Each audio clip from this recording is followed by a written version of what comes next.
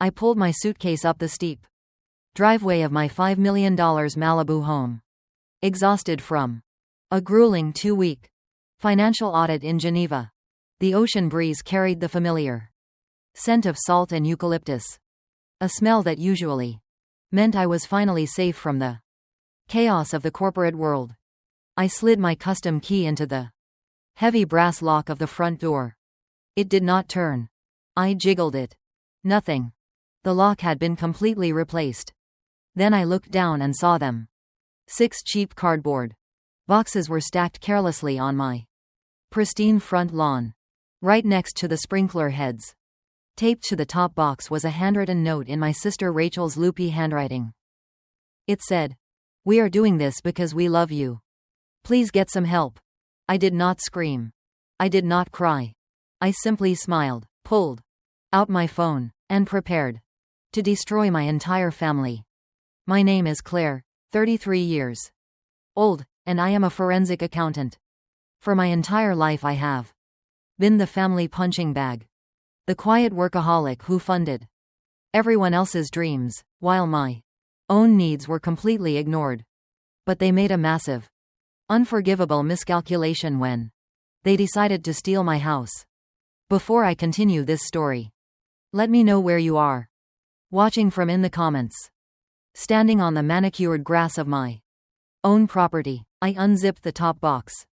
Inside were my most personal belongings, my college diplomas, my winter coats, and to my absolute horror, the wooden urn containing my grandmother's ashes casually tossed beside a pair of muddy sneakers. The sheer disrespect made my blood run cold, but my mind remained incredibly sharp.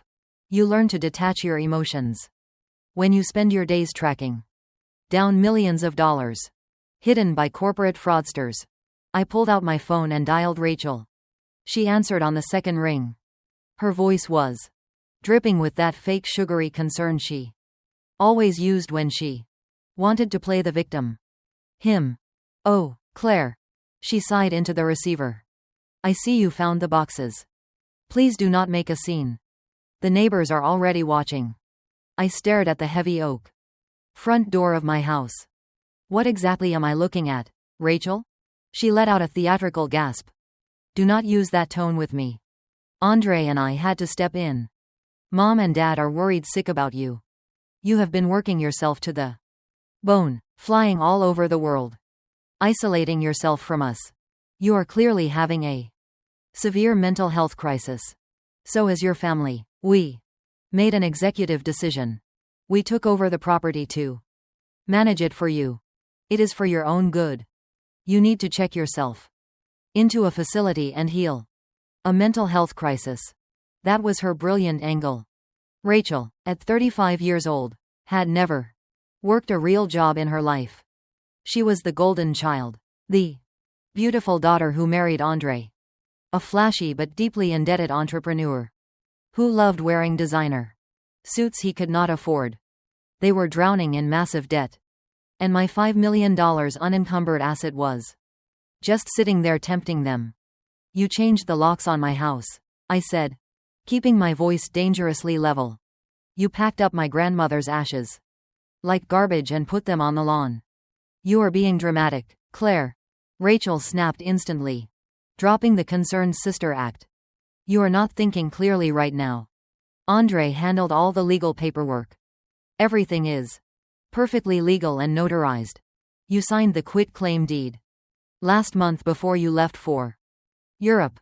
Mom and Dad both witnessed it. Now stop embarrassing yourself and leave before we have to call the police." She hung up. The line went dead in my ear. Perfectly legal. Notarized. Mom and Dad witnessed it. The absolute audacity of their lie was breathtaking. They had actually forged a property transfer of a $5 million estate. Completely convinced that I would just crumble, cry, and walk away. Because I had always avoided family conflict in the past. They thought my silence meant weakness. They thought my demanding career meant I was too distracted to notice their desperate financial schemes. They had no idea that I had spent the last 6 months setting up an Invisible legal and financial minefield around this exact property waiting for their relentless greed to push them right into it. I opened my text messages and tapped on the contact for Naomi, my ruthless corporate attorney. I typed a simple sentence. They took the bait file. Everything now. I hit send, feeling the satisfying vibration of the phone confirming the message was delivered. The dominoes were officially in motion. I bent down, carefully, picked up my grandmother's urn, and placed it securely in my leather tote bag. Just as I zipped the bag closed, the heavy deadbolt on my front door clicked from the inside. The door swung open, revealing Andre, standing in the foyer of my home, a smug grin on his face, flanked by two uniformed police officers. Andre adjusted the lapels of his tailored maroon velvet blazer.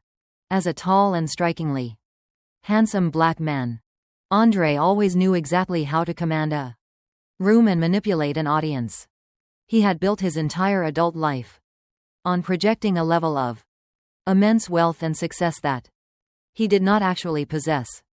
Now, he was using that same smooth, undeniable charm on the two police officers standing beside him. He looked down at me from my own doorway with a perfectly practiced expression of pity, shaking his head slowly as if my presence on my own front porch was a tragic symptom of a diseased mind. Officers, this is exactly what I was telling you about inside. Andre said, his voice deep and soothing. This is my sister-in-law, Claire. As I explained to you, she has been going through a severe psychological breakdown. The pressure of her corporate job finally snapped her, my wife, and I have had to step in and take control of her assets to prevent her from ruining her own life. We asked her to vacate the premises weeks ago so she could seek treatment, but she is clearly not grounded in reality right now. The older of the two officers stepped forward, resting his hand casually on his heavy-duty belt. I am going to need to see some identification, he said firmly. I did not argue. I did not raise my voice or throw a tantrum, like my family expected me to. I calmly unzipped my leather tote bag, pulled out my driver's license, and handed it over. The officer scrutinized the plastic card and then looked back up at me. Miss Claire, your brother-in-law here has provided us with documentation showing that you recently transferred the ownership of this property to him and your sister. He is asking that we remove you from the premises for trespassing. Transferred the property, I repeated, keeping my voice entirely devoid of emotion. That is fascinating. May I please see this documentation? Andre quickly held up a thick manila folder, pulling out a single sheet of heavy stock paper. He did not hand it to me, but he held it just close enough for the officers to see the heavy, embossed notary seal at the bottom of the page. It is a standard quit-claim deed, Andre explained smoothly to the police. She signed it over to us, completely free of coercion. We are just trying to protect the house's equity before she squanders it on her delusions. I looked at the older officer, making direct and unblinking eye contact. Officer, does that man look like a financial protector to you? Because what you are looking at is a man who is currently drowning in 7 figures of high-interest debt. Andre's smug smile faltered for a fraction of a second. Claire, please, he warned, his tone suddenly dropping an octave. Do not do this to yourself in front of the authorities. I ignored his fake sympathy and addressed the police directly. Let me save you some valuable time. Officers, my brother-in-law Andre loves to call himself a cryptocurrency and real estate entrepreneur.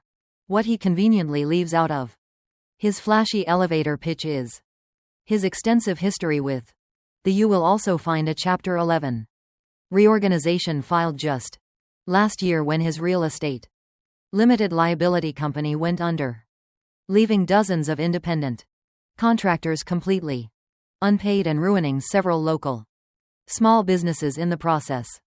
The younger officer shifted uncomfortably on his feet, glancing sideways at Andre.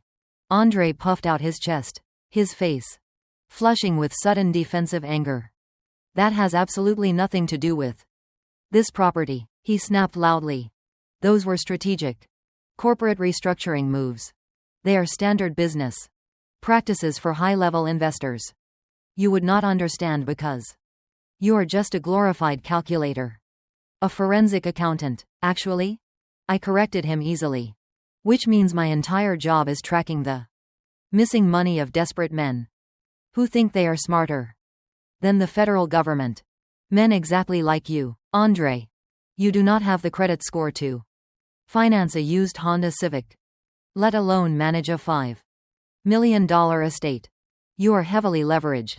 Your creditors are closing in fast. And you saw my unencumbered house as a massive floating life raft. You are not protecting my equity. You are trying to steal it to pay off your own catastrophic failures. Years. The air on the front porch grew incredibly thick and tense. The officers exchanged a weary look. They were patrol cops, not financial investigators, and it was painfully obvious they did not want to be dragged into a complex, white-collar family dispute. Look, the older officer finally said, holding up a hand to stop the argument. We do not handle credit scores or corporate bankruptcies here. We handle immediate disturbances and property rights. Right now, this man has a notarized legal document stating he has the right to possess this property. If you believe this document is fraudulent, that is a civil matter that you need to take up with a judge in a courtroom. But today, right now, he is the legal occupant. Andre instantly regained his composure, flashing that brilliant hollow smile at the officers. Thank you, officers. As you can see, she is deeply confused. I just want her to leave peacefully so she can get the medical help she so desperately needs. The older officer turned to me, his expression softening slightly, but his stance firm. You need to step off the property now. If you believe this paperwork is invalid, you will have to hire an attorney and file an injunction. But if you stay here today, I will have no choice but to arrest you for criminal trespassing. I nodded slowly. I understand, officer. I have no intention of causing a disturbance. I will leave. I reached down to pick up the handles of my leather tote bag. The weight of my grandmother's urn inside grounded me. I did not shed a single tear. I did not tremble. I stood up straight. Andre was watching me closely, his eyes narrowing. He was waiting for the explosion. He was waiting for the hysterical screaming woman he could point to as proof of my supposed mental breakdown. When I offered him nothing but absolute freezing calm, I could see the first tiny fracture of doubt appear in his confident facade. I slung my bag over my shoulder and took a step toward the driveway, then paused. I turned back to Andre, keeping my distance from the officers. Tell me something, Andre. I said, my voice conversational. When you and my parents sat down to forge my signature on that quit-claim deed, what color pen did you use? Andre stiffened. The younger officer glanced back at us. But since I was technically leaving, he did not intervene. I do not know what you are talking about, Andre replied loudly, making sure the cops heard him. You signed it yourself in the kitchen before your flight. You used a black ballpoint pen. We all watched you do it. I smiled. A genuine bright smile. A black ballpoint pen. That is incredibly helpful. Thank you so much for confirming that small detail. He frowned, his thick eyebrows pulling together in confusion. What is that supposed to mean? I took another step down the porch stairs, turning my body so I was facing him fully.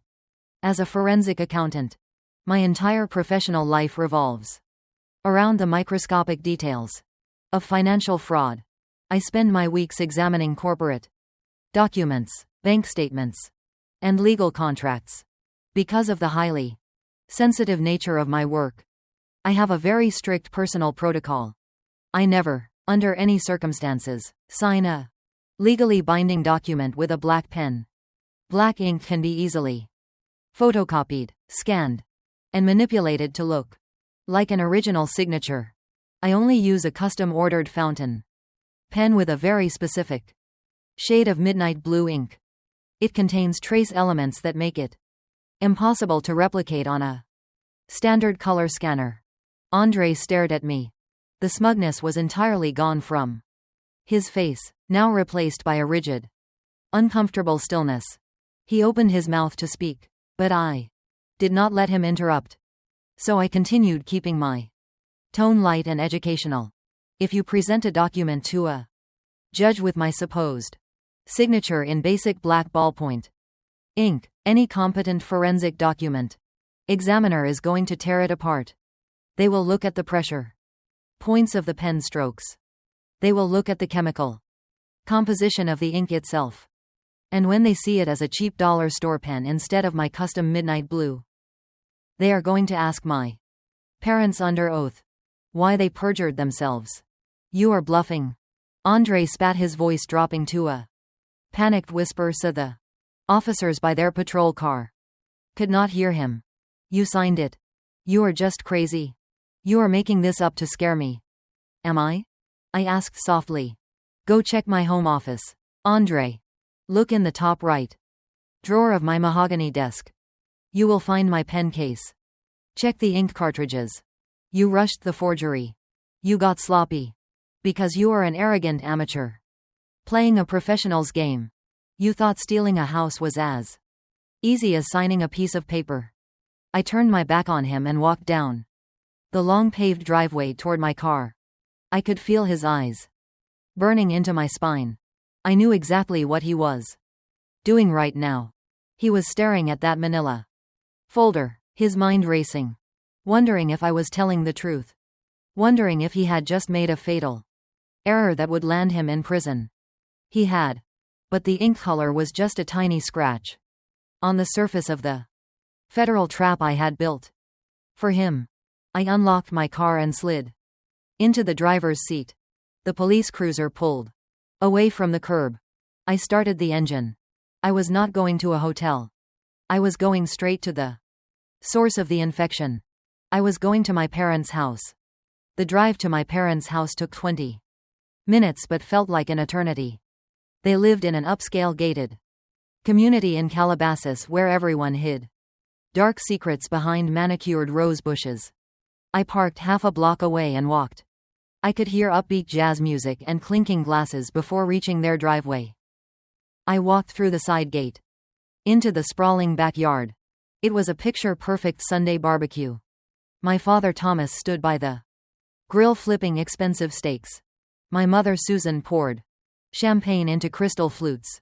Sitting on the outdoor sofa was my sister Rachel. She was holding a mocktail and laughing loudly. A handmade banner hung across the back deck.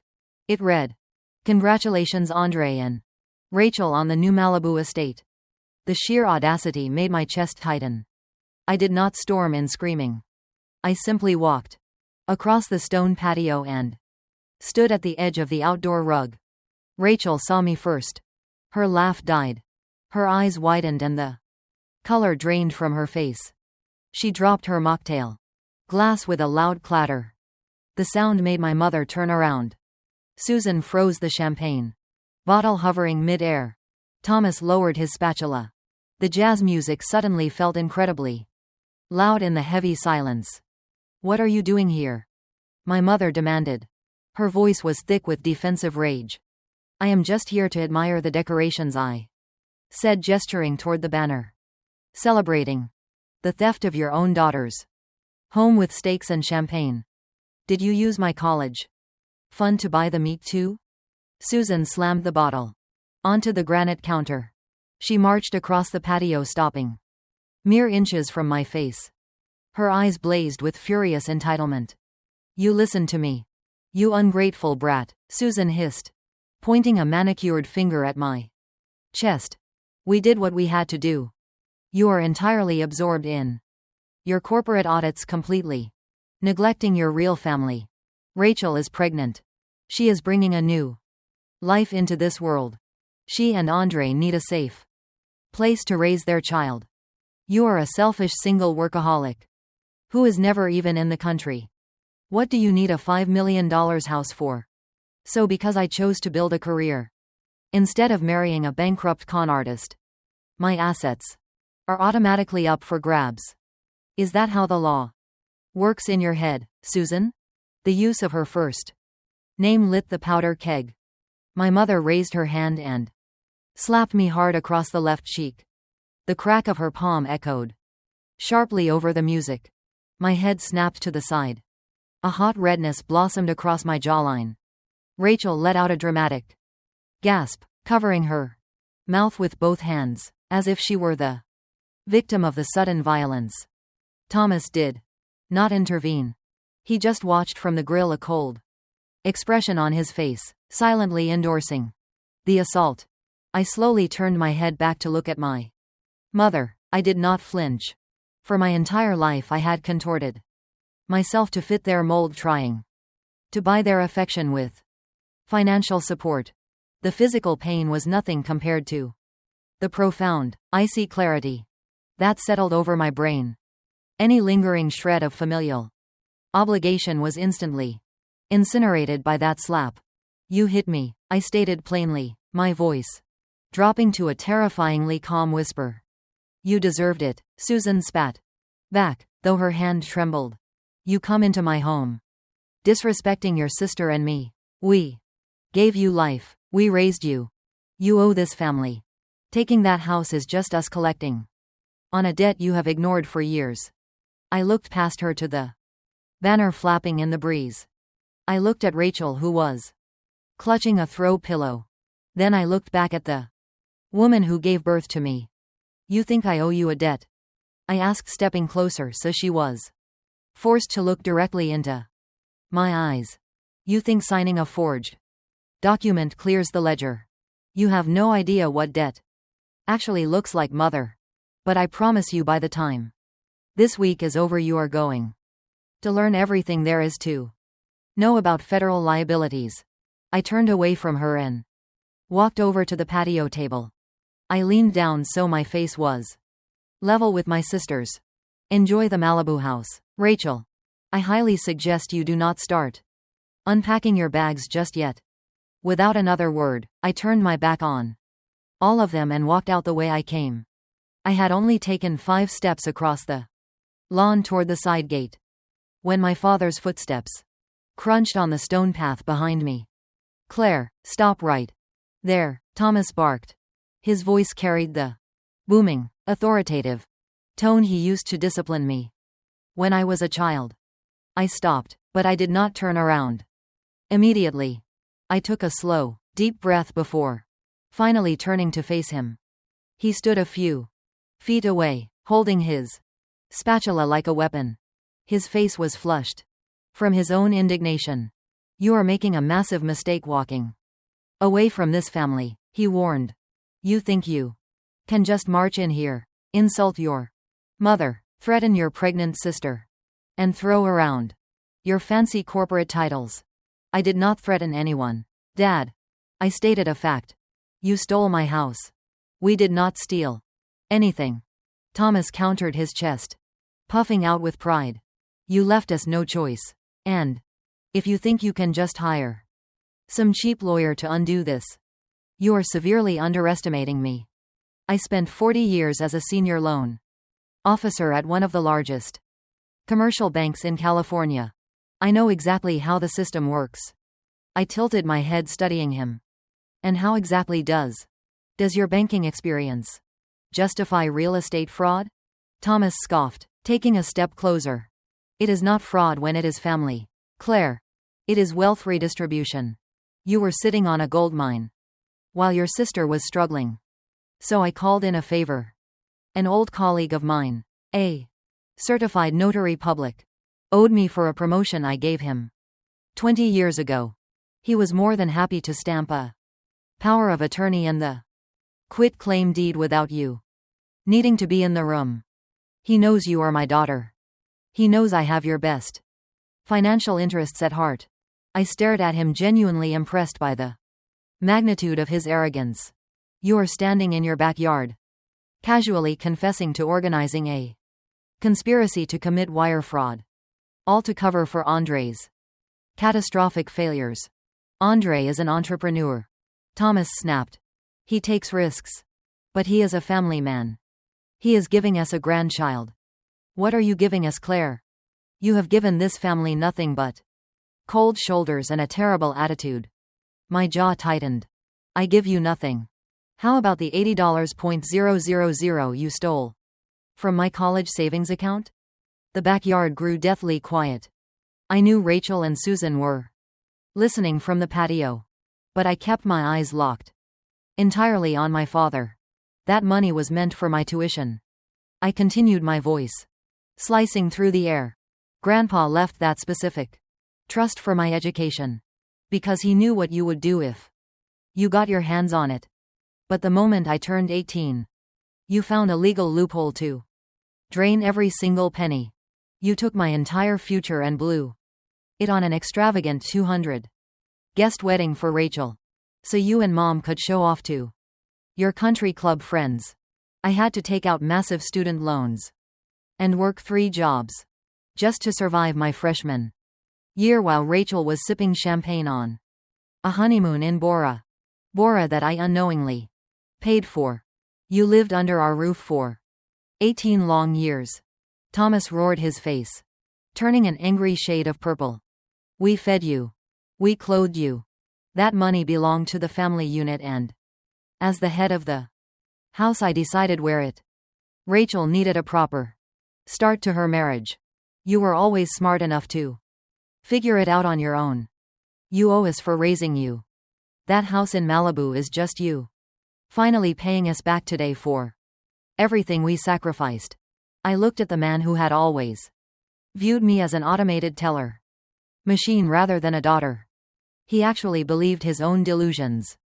He genuinely thought that because he provided basic shelter during my childhood, he was entitled to harvest the fruits of my grueling labor for the rest of my life. I am glad you think so highly of your banking connections, Dad, I said softly, because you are going to need every single one of them to explain to a federal judge why you coerced a notary into falsifying real estate documents. I turned around, pushed the side gate open, and walked out to the street. I did not look back. I marched down the quiet suburban sidewalk, my pulse finally beginning to race. The afternoon sun beat down on my shoulders as I reached my parked car. I unlocked the door, slid into the driver's seat, and locked it immediately. Dark clouds had rapidly gathered over the San Fernando Valley, replacing the harsh afternoon sun with a sudden, violent downpour. Heavy rain pelted the windshield of my car as I sat in the driver's seat, the rhythmic drumming matching the rapid beating of my heart. I did not turn the key in the ignition. Instead, I reached over to the passenger seat and pulled my heavy-duty encrypted laptop. As a forensic accountant handling highly sensitive financial data for international corporations, my personal security protocols border on the obsessive. When I purchased the Malibu estate, I did not just install a standard alarm system. I hardwired military-grade micro cameras into the smoke detectors, the HVAC vents, and the custom crown molding of every major room. They operated on an independent cellular network completely separate from the house Wi-Fi. My family thought I was just a boring number cruncher. They had no idea they had just broken into a fortress designed to catch professional criminals. I booted up the laptop, entered my 32-character alphanumeric password, and opened the surveillance dashboard. The screen flickered to life, displaying a grid of 6 high-definition video feeds from inside my house. I maximized the feed from my home office. Andre was pacing back and forth across my vintage Persian rug, holding his cell phone to his ear. He had already poured himself a glass of my expensive scotch. His velvet blazer was unbuttoned, and he looked both frantic and deeply excited. The audio feed was crystal clear. Yes, that is correct, Andre said into the phone, his voice echoing slightly in the large room. The property is fully unencumbered. Zero mortgage balance. The estimated appraisal is just over $5 million. I am looking to pull out $4 million in a cash-out refinance and I need the underwriting expedited. I leaned back in my car seat, listening to the rain and the sound of my brother in law digging his own grave. A cash-out refinance. It was the oldest, most desperate trick in the playbook for failing real estate bros. He was using the forged quit-claim deed to claim ownership of the house. And now he was trying to use the house as collateral to borrow $4 million in pure cash from a major lender.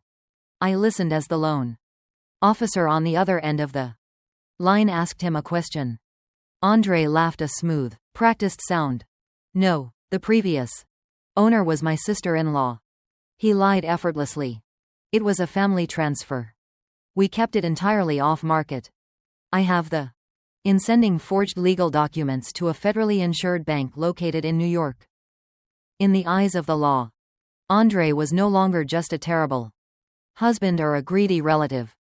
The moment he transmitted that forged deed across state lines to secure a multi-million-dollar loan, he crossed a massive legal threshold.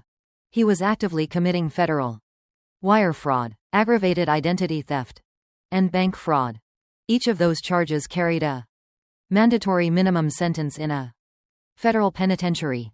I watched him take a celebratory sip of my scotch. He thought he had won.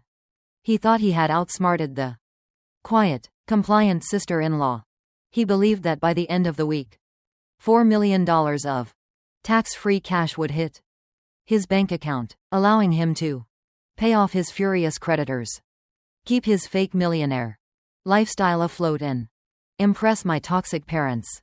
He was so blinded by his own greed that he completely failed to perform even the most basic due diligence on the property. He was stealing. If he had hired a real title company instead of rushing a fake transfer through my father's corrupt notary friend, he would have discovered the massive lethal secret I had buried deep within the property records. But Andre was arrogant, and arrogance is the best friend of a forensic accountant. I minimized the video feed and opened a secure, virtual private network. It was time to make sure Andre's fraudulent loan application did not get accidentally rejected by the bank's automated fraud detection software. I needed the bank to approve it without hesitation. I needed the cash to hit his account fast. Because the federal crime is only fully complete and totally irreversible when the stolen funds officially change hands. I started typing. My fingers flew across the keyboard. As a senior investigator, I possessed top-tier security clearances that granted me backdoor access to the master databases of almost every major financial institution and title registry in the country. It was a tool designed to freeze the assets of international money launderers. But today I was using it to monitor a domestic parasite. I routed my connection through a secure server bypassing the public interface and slipped directly into the automated underwriting system of the New York bank Andre had just called. I located his loan application instantly. It was sitting in a digital queue flashing yellow. The bank's preliminary fraud detection algorithms had already flagged the submission. A sudden unrecorded quitclaim deed transferring a $5 million property with zero money changing hands was a massive red flag. Under normal circumstances, this application would have been frozen, kicked back to a human underwriter, and subjected to a rigorous title search. That title search would have immediately exposed my father's fake notary stamp. The loan would have been denied by Tuesday morning, leaving Andre empty-handed but still legally safe from major federal prosecution. Because no money had actually been stolen yet, I could not let that happen. A denied application was a mere inconvenience. It would only result in my family finding another sneakier way to come after my assets. I needed a completed felony. I needed them locked into a situation they could never lie their way out of. I opened the document Andre had just uploaded. The image of the forged deed filled my screen. Seeing my own signature, clumsily replicated in basic black ink, sent a fresh wave of cold anger washing over me. They had not even tried to make it look convincing. My father had stamped his seal on the bottom right corner, entirely confident that his legacy in the banking world would shield them from any real scrutiny. They thought they were untouchable because they were family. They believed the rules did not apply to them when it came to exploiting the daughter they always viewed as nothing more than a financial resource. I accessed the bank's manual override terminal. My screen prompted me for an administrative authorization code. I typed in my credentials, feeling the satisfying weight of every keystroke. This was the exact moment I could have stopped everything. I could have permanently flagged his file, locked the deed, and called the local authorities to have them evicted. It would have been the easy way out. But easy was not what my family deserved. They deserved the full devastating force of the system they thought they could manipulate so easily. The system asked me to categorize the risk level of the flagged document. I selected the lowest possible tier. I marked the title transfer as verified and classified the fake quitclaim deed as a standard intra-family conveyance. I systematically disabled the alerts that would have triggered a mandatory manual review by the bank's legal department. Then I moved my cursor over to the final authorization button. It glowed bright green on my screen. Approving this step meant the automated system would rubber stamp the $4 million cash out refinance. It meant the bank would clear the funds and prepare to wire the money directly into Andre's personal checking account within 48 hours. Once that wire transfer cleared the Federal Reserve System and landed in his account, the trap would snap shut. He would be in possession of stolen federal funds, secured by a fraudulent document sent across state lines. The holy trinity of white-collar crime. I did not hesitate. I clicked approve. The yellow flashing warning on his file immediately turned green. The status changed from pending review to cleared for funding. A digital receipt popped up confirming that the wire transfer was scheduled for execution. I let out a long, slow breath. The deed was done. Andre had officially secured his own destruction, and I had handed him the shovel. I watched the surveillance feed one last time. Andre was still sitting at my desk, grinning broadly as he refreshed his email. He saw the automated approval notification hit his inbox. "Thank you for joining us." He pumped his fist in the air, completely oblivious to the fact that his victory dance was being recorded and stored on a secure server, ready to be presented as Exhibit A in a federal courtroom. I closed my laptop. The heavy rain continued to wash over my car, obscuring the affluent neighborhood around me. My phone buzzed in my pocket. It was a text message from Naomi, my attorney. It simply said, "Are we green?" I picked up my phone and typed my reply, green across the board. "The wire is scheduled. Let them spend it." I put the car in drive, pulled away from the curb and drove back toward the city. I needed to book a luxury hotel suite and wait. The next few days were going to require patience. I had to let them celebrate their stolen victory before I crushed them entirely. I spent the next 4 days working from a high-rise hotel suite in downtown Los Angeles. My days were filled with international conference calls and forensic audits for my actual clients. But my secondary monitor was permanently locked onto my Malibu property. I watched Andre pacing the living room, anxiously checking his banking app. I watched Rachel directing interior decorators replacing my carefully chosen furniture with gaudy velvet sectionals. They were settling in completely. oblivious to the countdown clock ticking above their heads. On Thursday afternoon, my cell phone vibrated across the glass desk. The caller ID displayed Rachel's name. I let it ring 3 times, taking a slow sip of my coffee before answering. "Hello, Rachel?" I said, my voice flat and professional. "Claire." Rachel breathed. "I am so glad you picked up.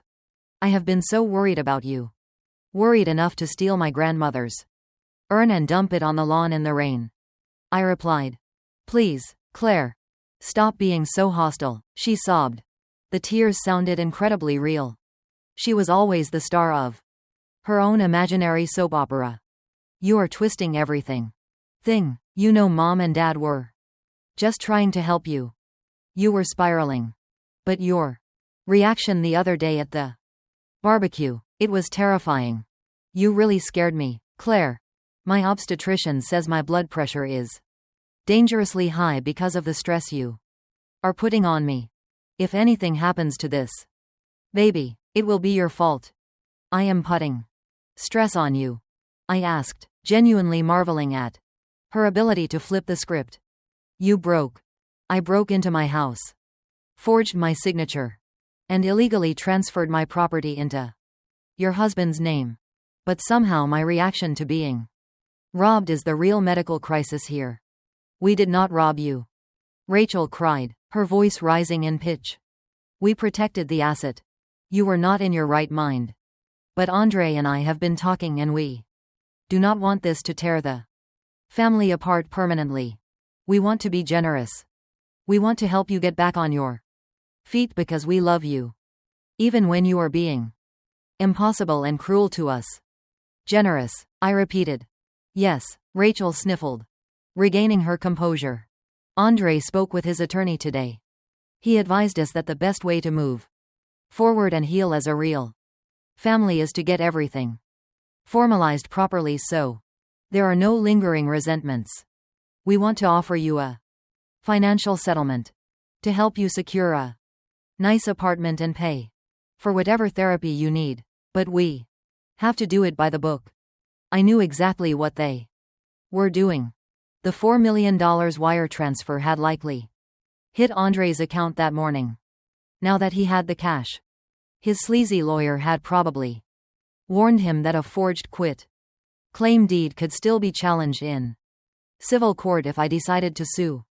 They needed me to sign an airtight release of claims, a non-disclosure agreement, and a legal waiver to retroactively. They were trying to buy my silence with the very money they had just stolen using my property. It was a masterclass in gaslighting. They wanted to crush me, take everything I owned, and then act like my saviors by tossing me a few breadcrumbs. "You want me to meet you at a lawyer's office?"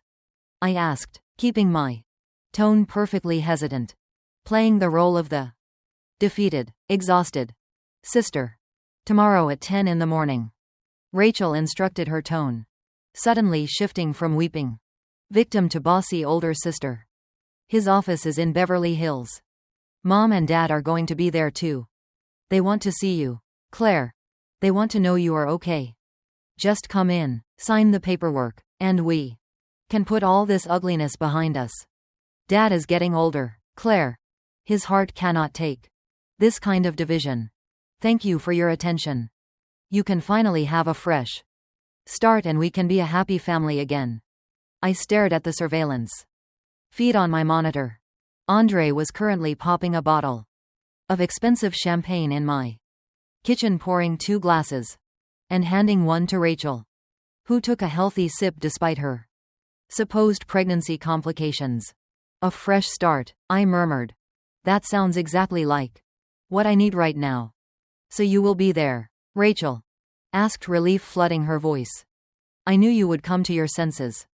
"I will be there," I promised. "Send me the address." I hung up the phone and called my own lawyer, Naomi.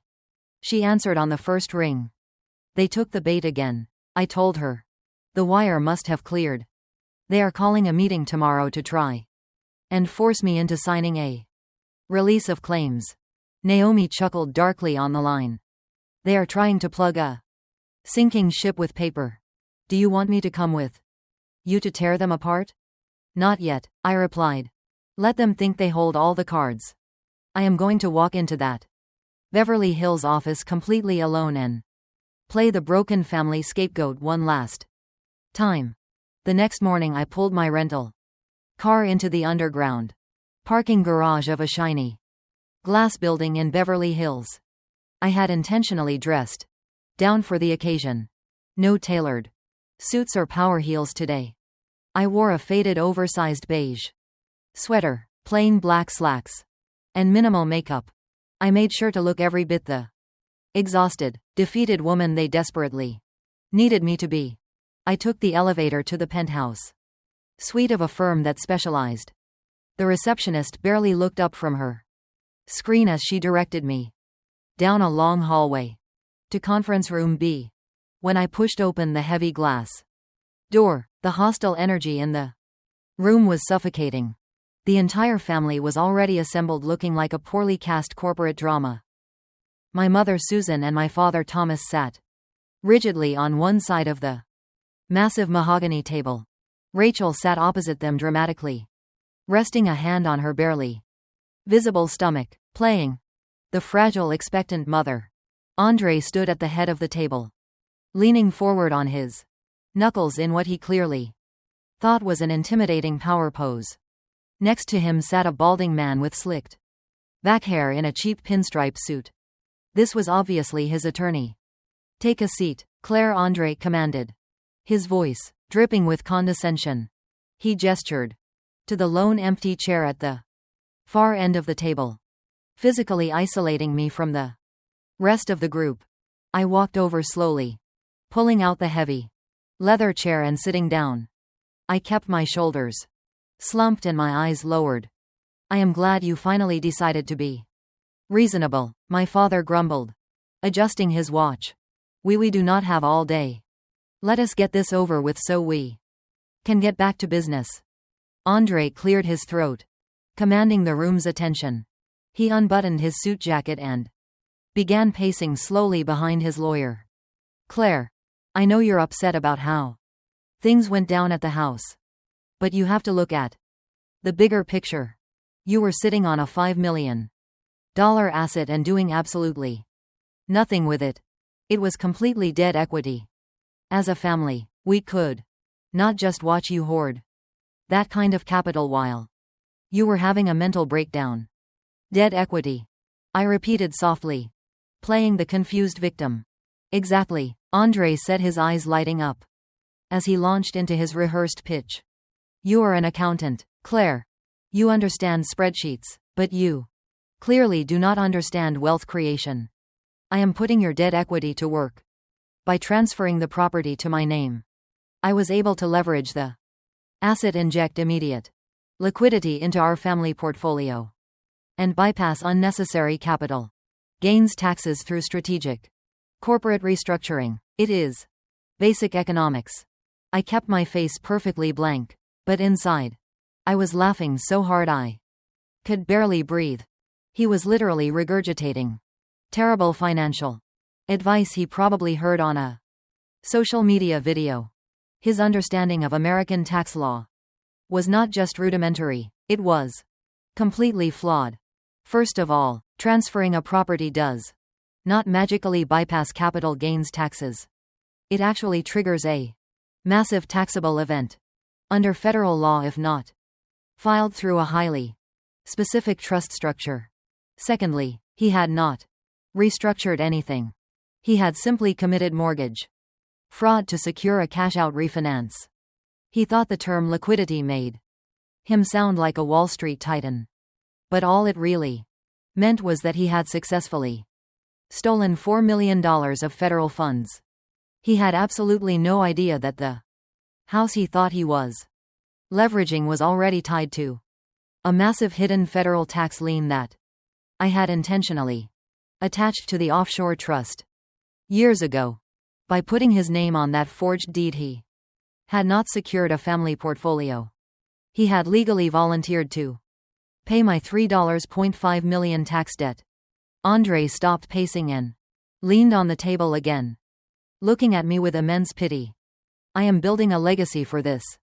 This is a standard global release and non-disclosure agreement, the lawyer stated in a bored, monotone voice, tapping a gold pen on the table. It stipulates that you retroactively consent to the property transfer waiver right to any future civil or criminal litigation regarding the Malibu estate and agree to cease all harassment of my clients.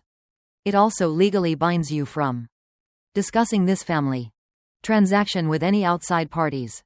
I looked down at the thick document, my heart steady and cold. They were trying to build a paper wall to stop an incoming federal train. And what exactly do I get in return for signing away a $5 million house? I asked, my voice trembling slightly. Andre smiled, a slow predatory grin that did not reach his eyes. You get a second chance, Claire. You get freedom from the burden of property management, and you get immediate liquid capital to help you transition into a more suitable lifestyle. He snapped his. The sleazy attorney opened a leather folio and pulled out a crisp, rectangular piece of paper. Andre took it and slid it across the polished mahogany table with 2 fingers. It stopped right next to the thick stack of legal documents. I looked down. It was a cashier check, made out to my name. The amount written on it was $50,000. $50,000 for a $5 million fully paid off estate in Malibu. It was exactly 1% of the property value. It was also, coincidentally, roughly the same amount of money they had drained from my college fund years ago, adjusted for inflation. The poetic irony was almost suffocating. I knew for a fact that exactly $4 million in cash-out refinance funds had landed in. We are not leaving you empty-handed, Rachel chimed in, leaning forward with her hands clasped together in a perfect picture of sisterly concern. We know you do not have anywhere to go right now. Rent in Los Angeles is so expensive. And with your fragile mental state, who knows if you will even be able to maintain your demanding corporate job. This money will get you a nice quiet apartment. Maybe a modest 1-bedroom in the valley. It will give you a financial cushion while you seek the psychiatric help you so desperately need. I stared at the check, forcing my hands to shake as I reached out and touched the edge of the heavy paper. 50,000, I whispered, making sure my voice cracked just enough to sound entirely broken. You took my home and you're giving me $50,000. It is an incredibly generous gift. My father, Thomas interrupted harshly. He crossed his arms over his chest, glaring at me from across the table. You should be thanking your sister and brother-in-law. If we wanted to, we could have just let the legal system deal with your eviction. You would have been dragged out by the county sheriff with absolutely nothing but the clothes on your back. We are giving you a golden parachute because we are still your family despite your terrible attitude. Your father is absolutely right, Susan added, her voice dripping with that familiar maternal condescension. You have always been so ungrateful. Claire, look at what Andre is doing for you. He is taking on the massive financial responsibility of that huge estate.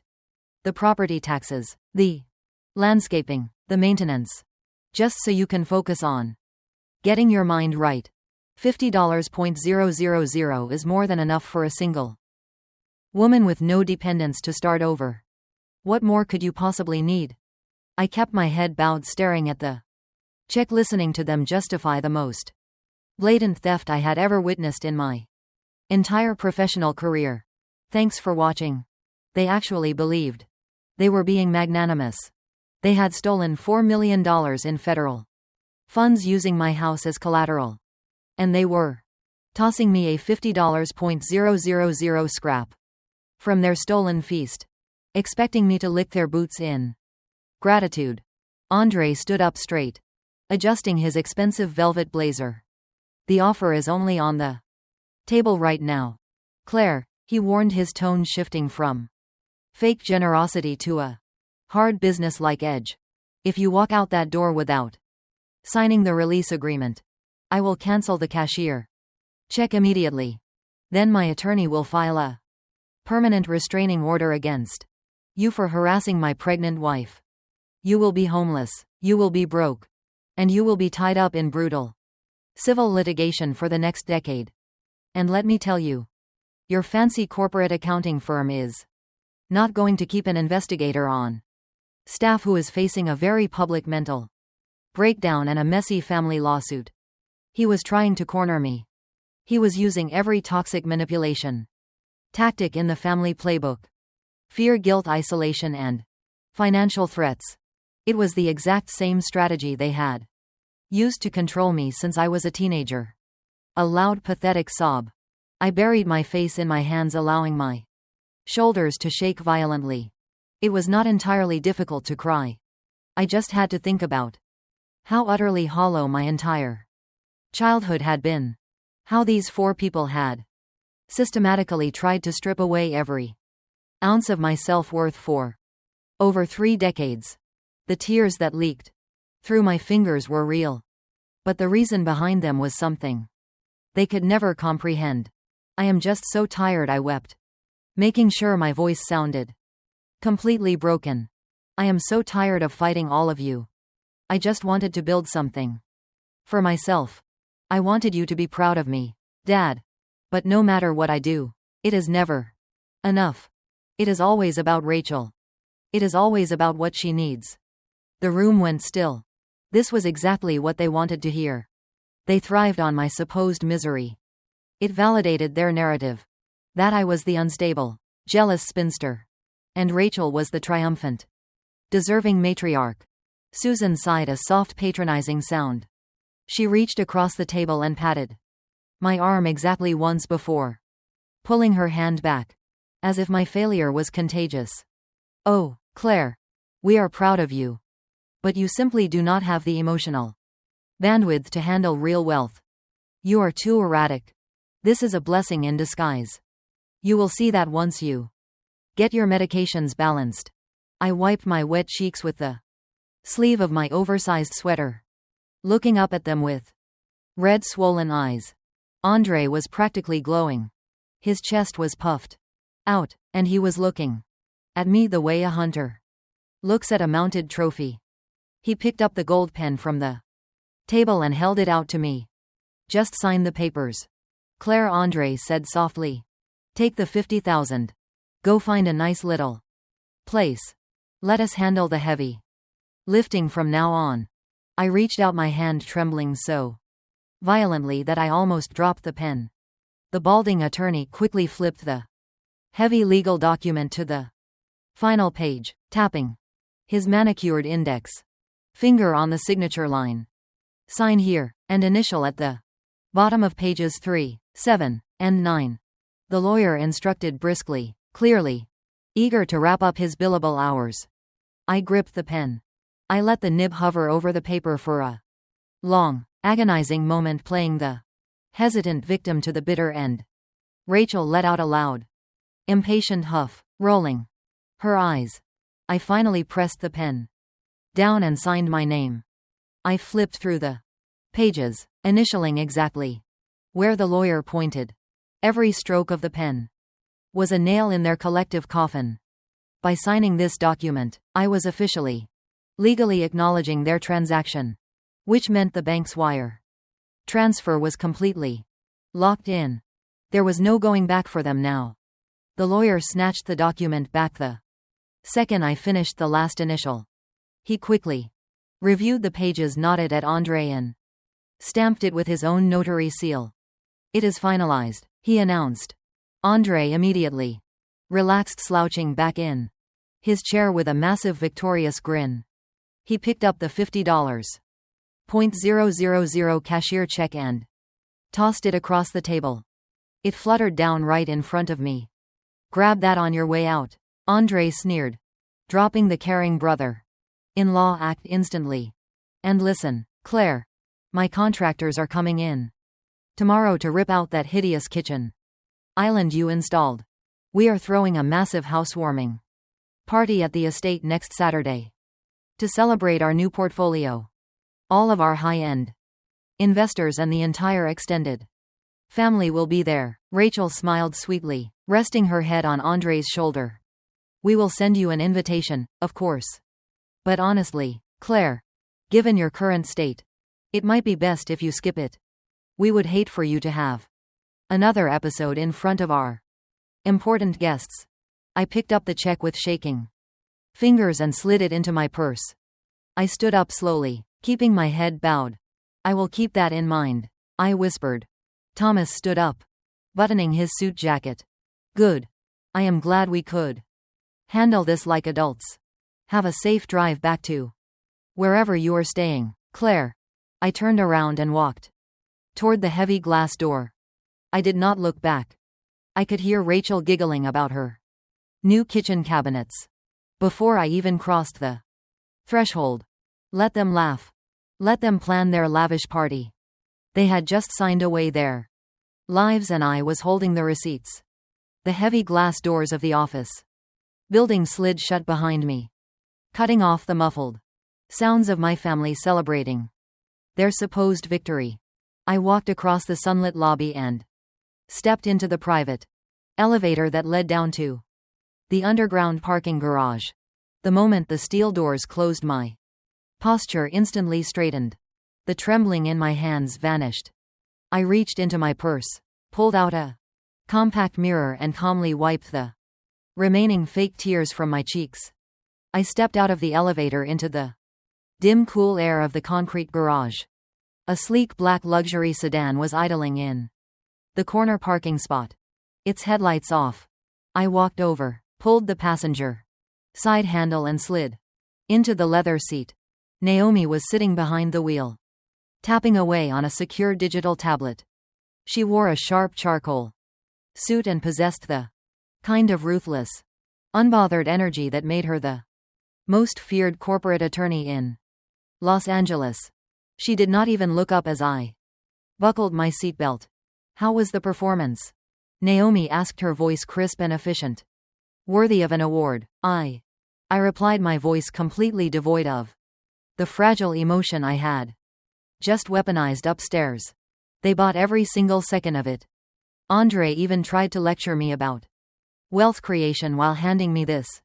I pulled the $50.000 cashier check from my purse and tossed it onto the center console. Naomi finally looked up from her tablet, glancing at the check with a smirk of absolute disgust. $50.000. She scoffed. They stole a $5 million asset and tried to buy your silence with the equivalent of a mid-range sedan. It is almost insulting how little they think of your intelligence. They had their sleazy lawyer draft a global release and non-disclosure agreement, I explained, settling back into the comfortable leather seat. I signed it. I initialed exactly where they told me to. They believe they have completely immunized themselves against any future civil lawsuits regarding the property transfer. Naomi smiled, a predatory expression that promised absolute ruin for my family. That is perfect. By making you sign a release agreement, they have officially documented their intent to defraud. They have locked themselves into the narrative. They cannot claim ignorance or a misunderstanding later. But more importantly, I have some excellent news for you. She tapped the screen of her tablet a few times and held it out for me to see. It was a secure read-only interface, showing a real-time transaction log from the New York lending institution. Look at the timestamp from 20 minutes ago, Naomi instructed. I scanned the glowing green text. There it was. An outgoing wire transfer for exactly $4 million. The destination was an account registered under Andre's limited liability company in California. The status simply read completed. The funds hit his account while you were upstairs crying, Naomi stated, taking the tablet back. The money has officially moved. And because the originating bank is headquartered in New York and his receiving account is in California, the funds cross state lines. I nodded. feeling a deep cold satisfaction settle in my chest. The moment electronic funds associated with a fraudulent transaction cross state lines, the crime is no longer a local issue. It is no longer just a messy family dispute over a piece of real estate. It is federal wire fraud, I said. Exactly, Naomi confirmed, leaning her forearms against the steering wheel. Federal wire fraud, aggravated identity theft, and bank fraud. Each of those charges carries severe mandatory minimum sentences in a federal penitentiary. Andre is no longer dealing with a civil judge in a local county courthouse.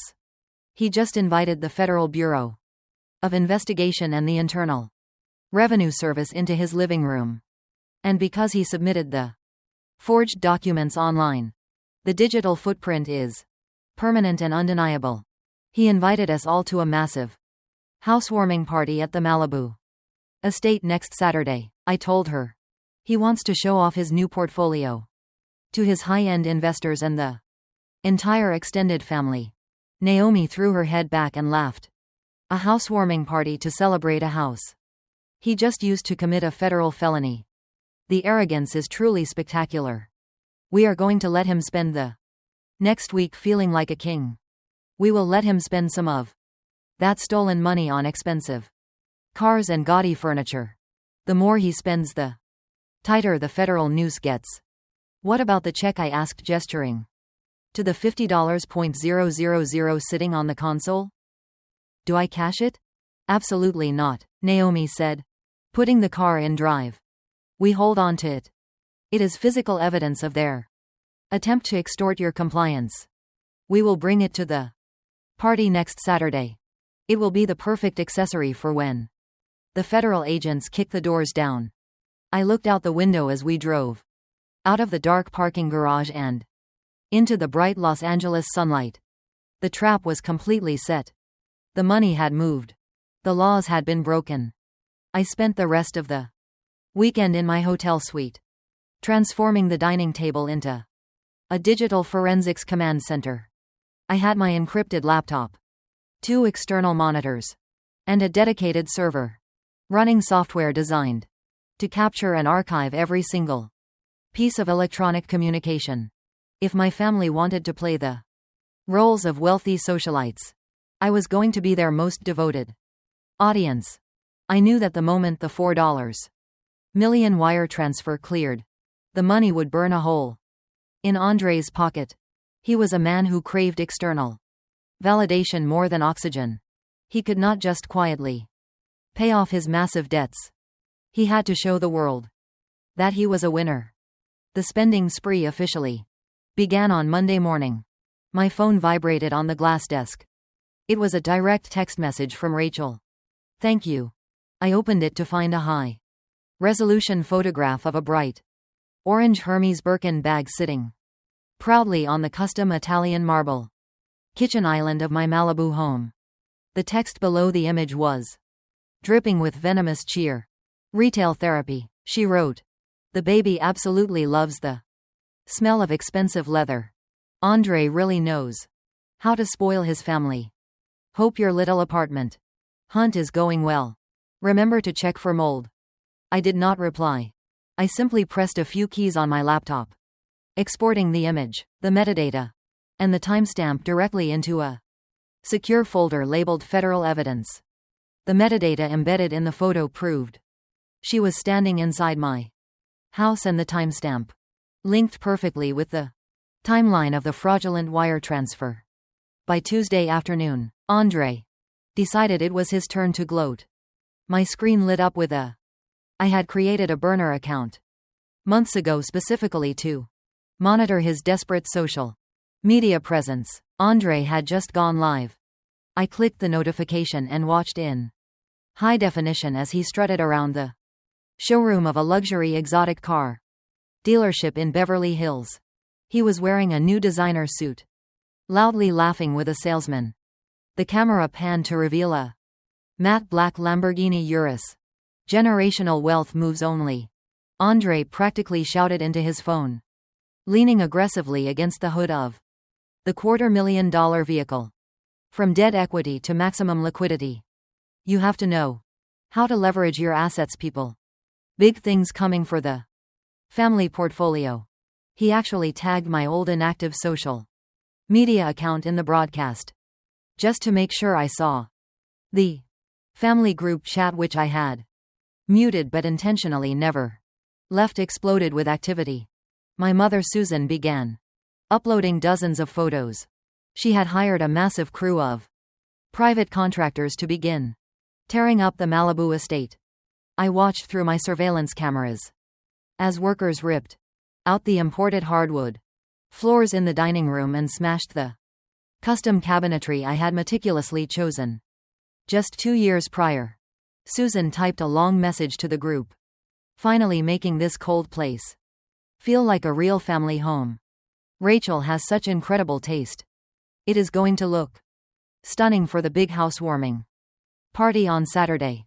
My father Thomas immediately replied with a thumbs up emoji. Andre is really stepping up as the man of the house, he wrote.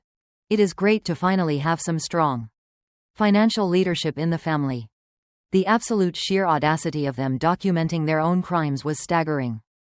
As a forensic accountant, I have tracked down international embezzlers and corporate thieves who went to extraordinary lengths to hide their stolen money in offshore shell companies. On Thursday night, Andre sent me one final text message. It was a picture of a long printed receipt from a high-end jewelry boutique on Rodeo Drive. He had purchased 2 solid gold Rolex watches, dropping another $80,000 in a single afternoon. His text read, "Time is money, Claire. Thanks for the seed capital. Enjoy your 50 grand. I leaned back in my chair, sipping my black coffee, feeling a profound sense of satisfaction. Every single luxury purchase they made was a separate, undeniable instance of money laundering. The federal government absolutely loves a heavy paper trail. By spending the cash out, refinance money on exotic sports cars, designer handbags, and expensive jewelry, they were proving to the Internal Revenue Service and the Federal Bureau of Investigation that the bank loan was never intended for corporate restructuring. It was entirely for personal enrichment. They were elevating their own criminal charges with every single swipe of the debit card. The trap was no longer just set. The jaws had snapped completely shut, and they were actively tightening the steel teeth around their own necks. I closed my laptop and looked out at the glittering Los Angeles skyline. Tomorrow was Friday. The caterers would be arriving at the Malibu house to set up for the grand event, and on Saturday I was going to wear my best dress and burn their entire fake empire to the ground. Friday morning arrived with a crisp urban energy that I could almost feel through the thick glass of my hotel suite windows. Naomi walked through the door at exactly 8 in the morning carrying 2 massive leather briefcases. She did not bother with small talk. She dropped the heavy bags onto my dining table, popped the brass latches, and began pulling out thick stacks of watermarked legal documents. The final preparations for our Saturday night raid were officially underway. We need to review the federal tax code filings one last time before we brief the special agents. This afternoon, Naomi said, handing me a freshly printed dossier. I want to make sure every single paper trail is absolutely bulletproof when the raid goes down. I opened the dossier. The top page was the actual legitimate deed to my Malibu estate. It was not in my name. It had never been in my personal name. That was the massive, lethal secret my family completely failed to uncover.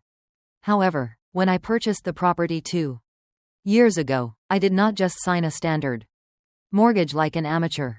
As a forensic accountant who handles international corporate shielding, I bought the estate through a highly secure offshore entity called the Horizon Management Trust. The trust technically owned the physical property, and I was simply the primary beneficiary. But more importantly, I had intentionally attached a massive legally binding federal tax lien to the estate. The lien was a highly complex financial instrument. It was a structured corporate tax liability worth exactly $3.5 million. In my hands, utilizing my specialized corporate tax shields and international write-offs, that lien was safely managed and completely harmless. It was basically a phantom debt used to offset international gains. But if that property were ever transferred out of the trust to a private individual without the proper corporate restructuring, that phantom debt would instantly become a very real, immediate, and unpayable personal tax liability.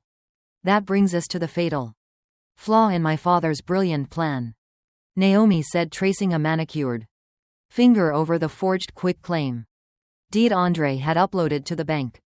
Your father Thomas used his corrupt notary friend to stamp this forgery. By bypassing a legitimate title company, they avoided a mandatory title search. A real title agent would have immediately spotted the $3.5 million federal tax lien attached to the property. But because your father thought he was smarter than the system, they flew completely blind. I smiled, feeling a deep thrill of vindication. And because they used a quitclaim deed, Andre did not just transfer the physical house to his name. Under American real estate law, a quitclaim deed transfers the property along with every single existing encumbrance, debt and lien attached to it. Naomi laughed, a sharp, genuine sound of amusement. Exactly. Andre thinks he stole a $5 million unencumbered asset. What he actually did was legally volunteer to personally absorb your $3.5 million corporate tax bill when he signed that deed, and when he forced you to sign that global release agreement earlier this week. He locked himself in as the primary debtor to the Internal Revenue Service. But the genius of the trap went even deeper, because Andre had just completed a cash-out refinance, securing a $4 million loan from a federally insured bank in New York. The situation had evolved from a massive tax mistake into a catastrophic federal felony. He had used an asset that already owed $3.5 million to the government as clean collateral to borrow $4 million in cash.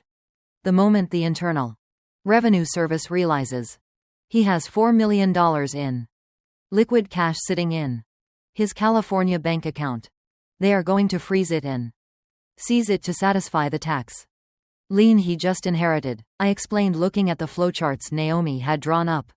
The New York bank will immediately realize they have been defrauded because their collateral is completely underwater, and the Federal Bureau of Investigation will arrest him for using interstate wire transfers to execute the bank fraud. Naomi finished packing the documents back into her briefcases.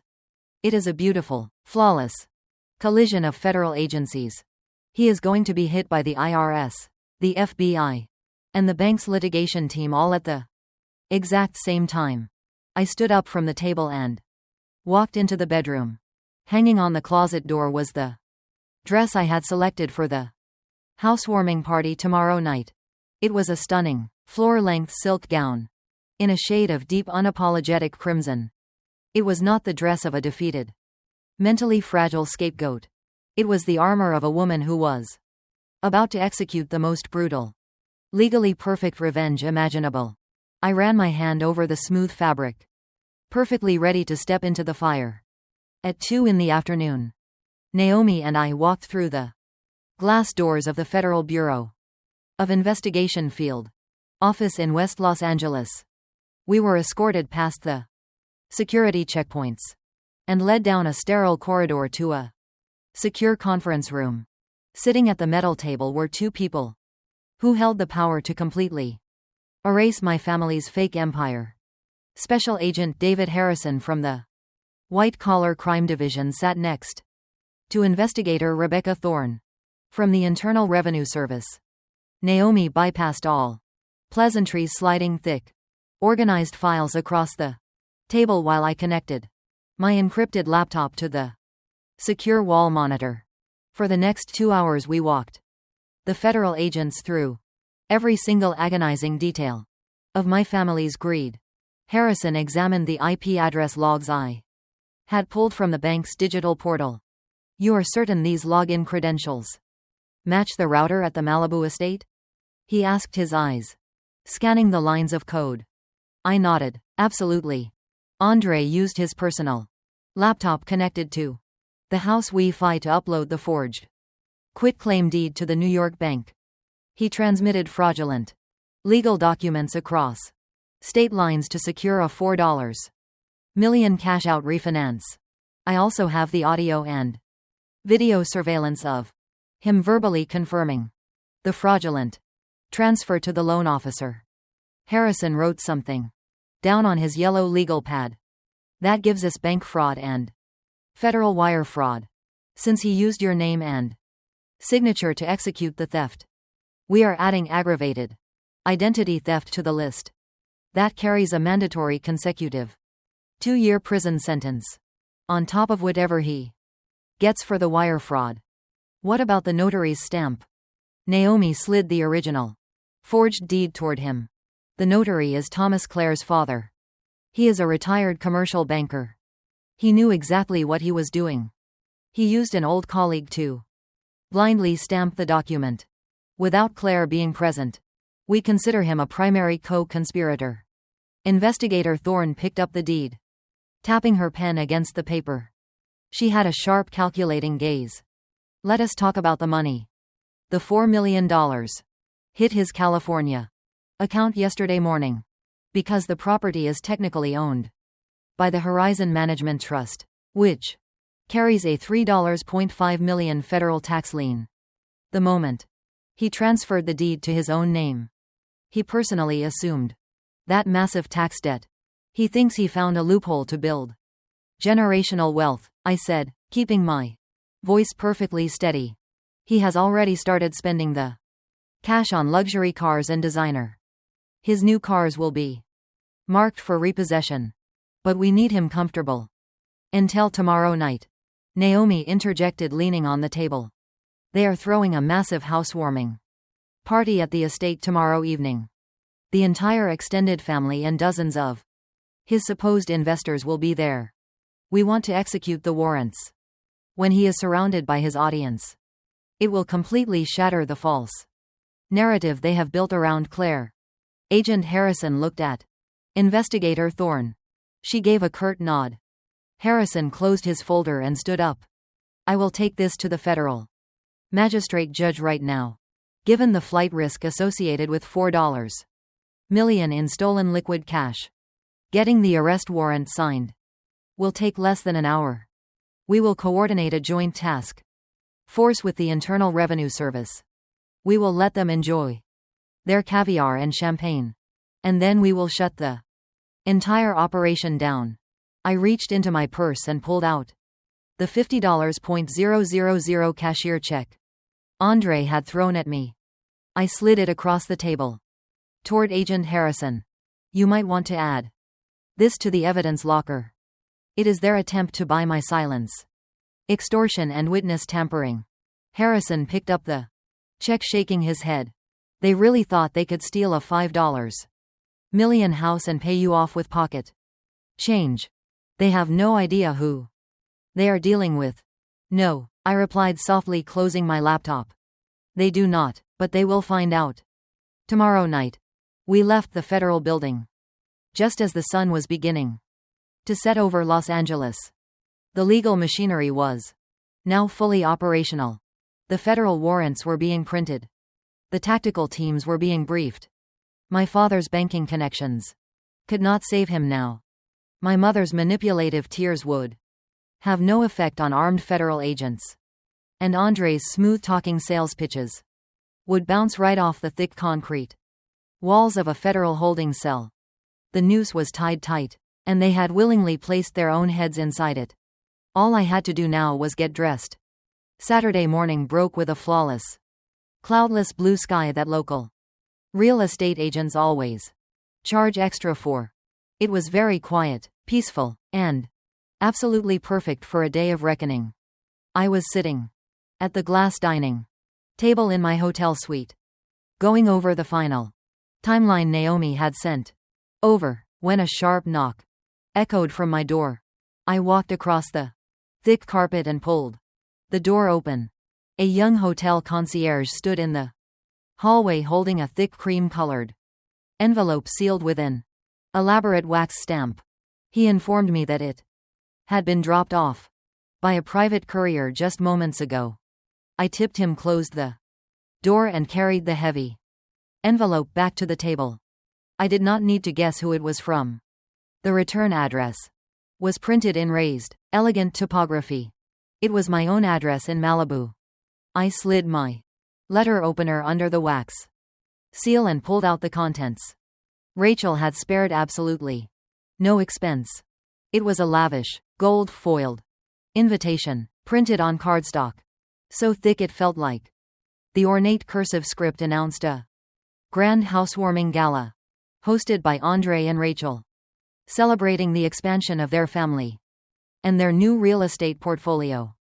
The details listed an open bar featuring imported champagne, a live string quartet and catering provided by one of the most exclusive culinary teams in Los Angeles. They were pulling out all the stops. This was not just a family gathering.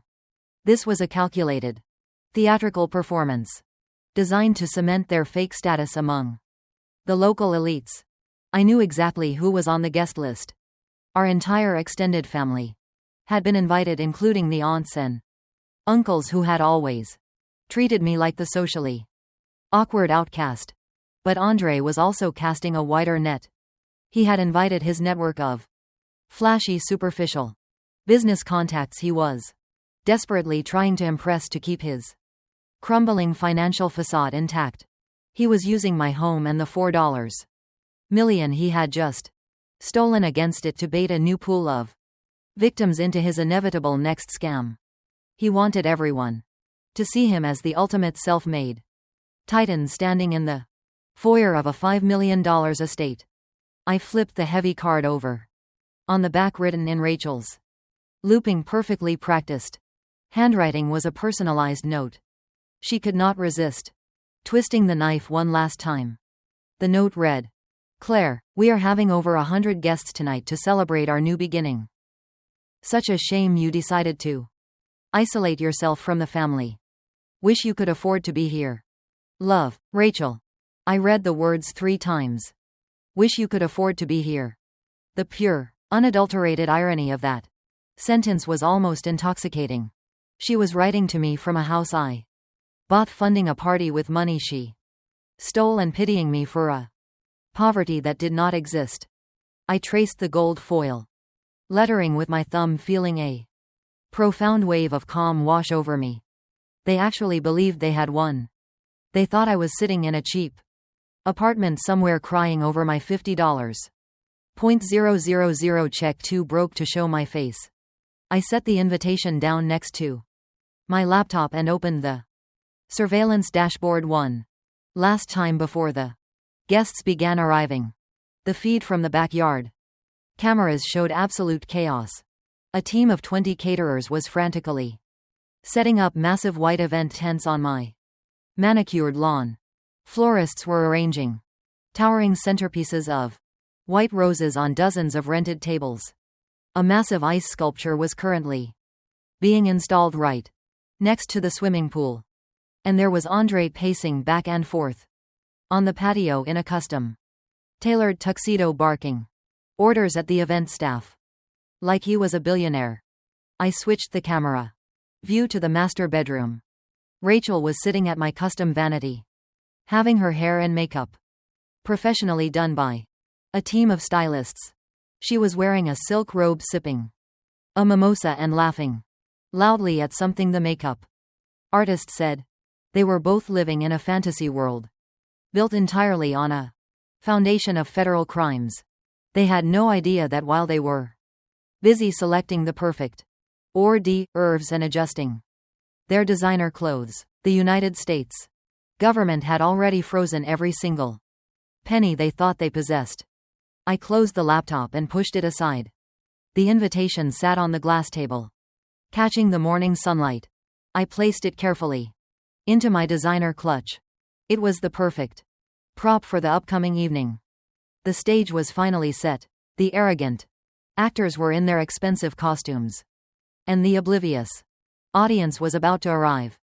The afternoon hours bled into early evening, casting long shadows across the floor of my hotel suite. It was time to shed the pathetic oversized sweater I had worn to the lawyer's office and step into the woman I actually was. I walked into the bedroom and unzipped the garment bag hanging on the closet door. The crimson silk gown slipped over my shoulders, fitting perfectly. It was a masterpiece of tailoring. Elegant but completely unapologetic. I sat at the vanity mirror and applied my makeup with the precision of a corporate surgeon. A sharp contour, a bold red lip, matching the flow of the dress and hair, pulled back into a sleek, severe style.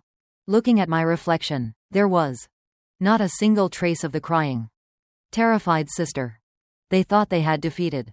I looked like a financial executioner. My encrypted cell phone chimed from the mattress. I picked it up and accepted the secure video call. Naomi appeared on the screen sitting in the passenger seat of an unmarked Federal Command vehicle. Next to her was Special Agent Harrison, wearing a dark tactical vest over his crisp white dress shirt. "We are in position about half a mile down the Pacific Coast Highway," Harrison reported. "The caterers have finished setting up the tents, and the first wave of guests is arriving at the front gate.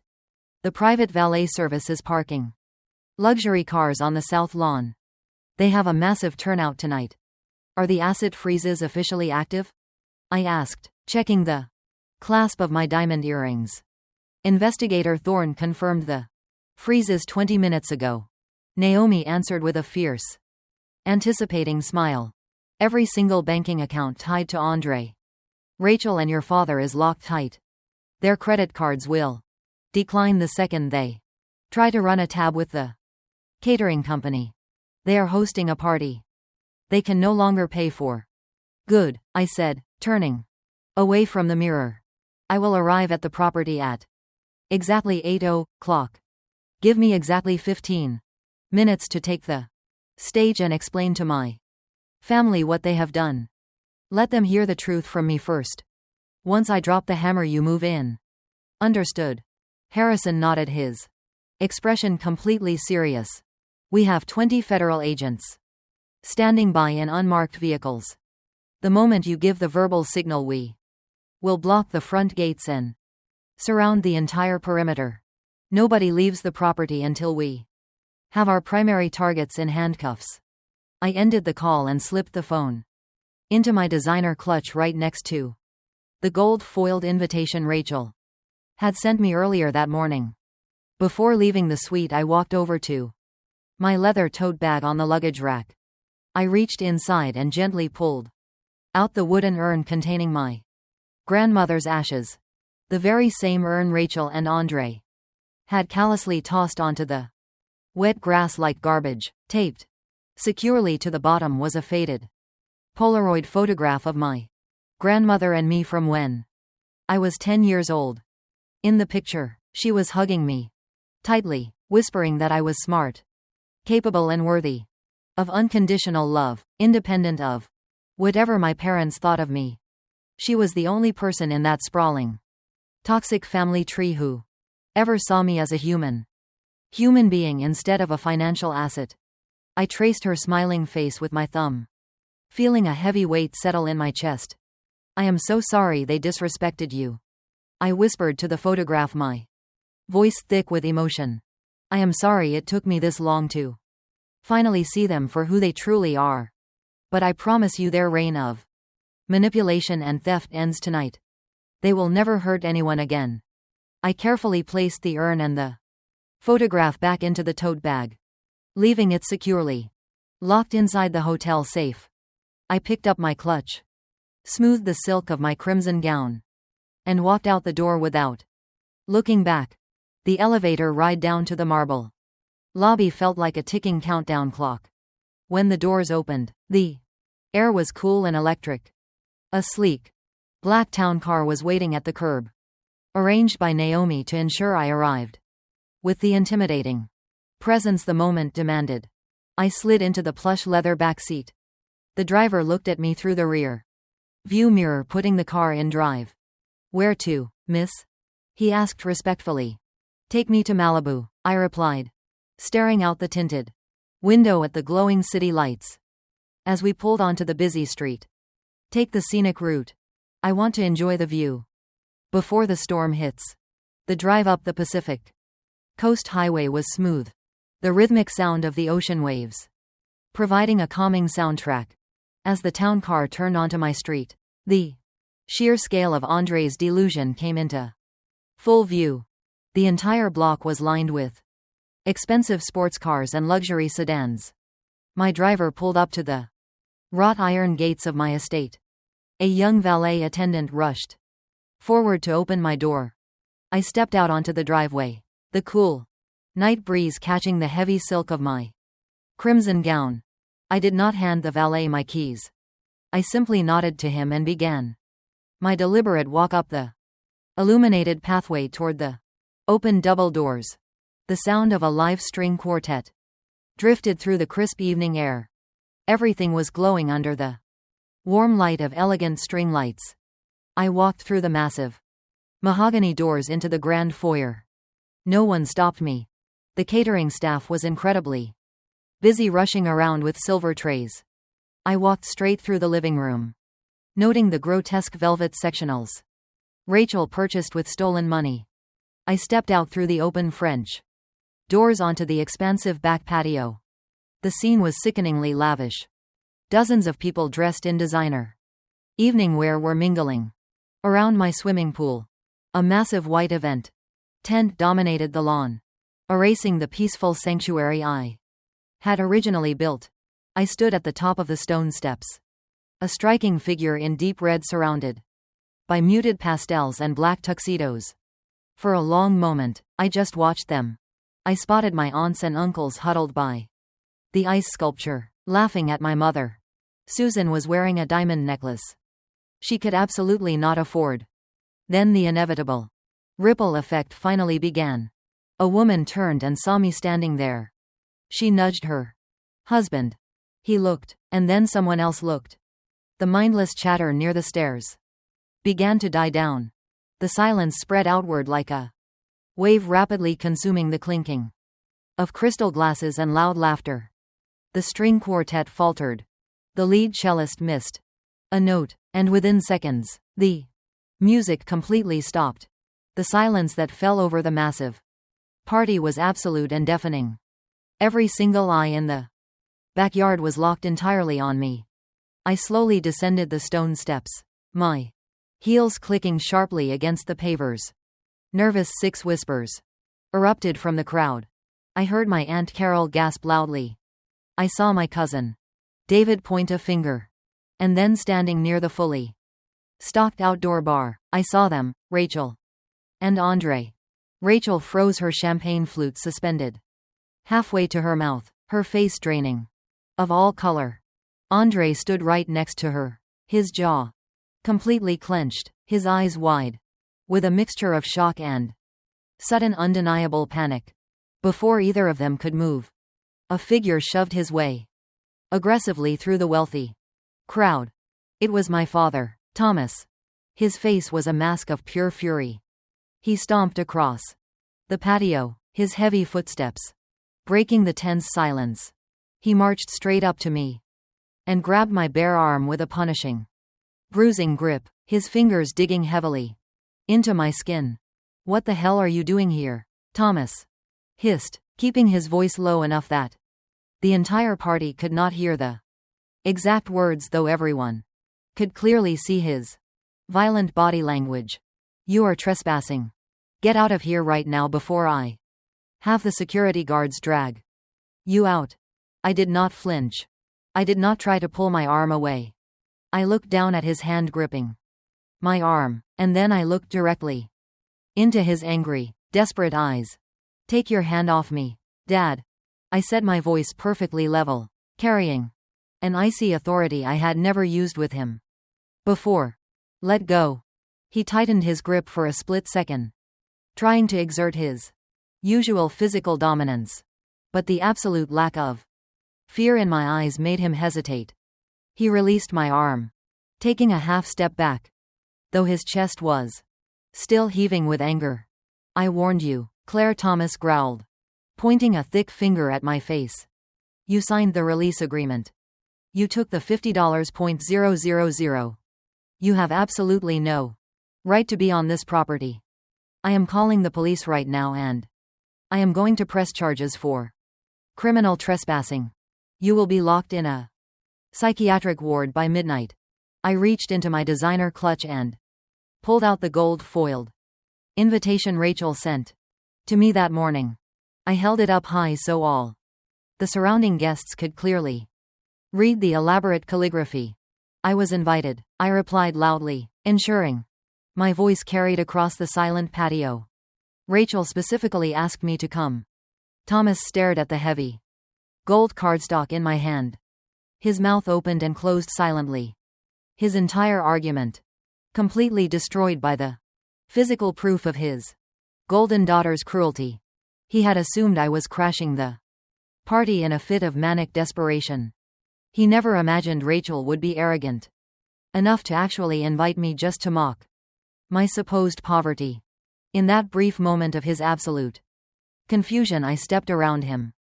I did not walk toward Rachel and Andre.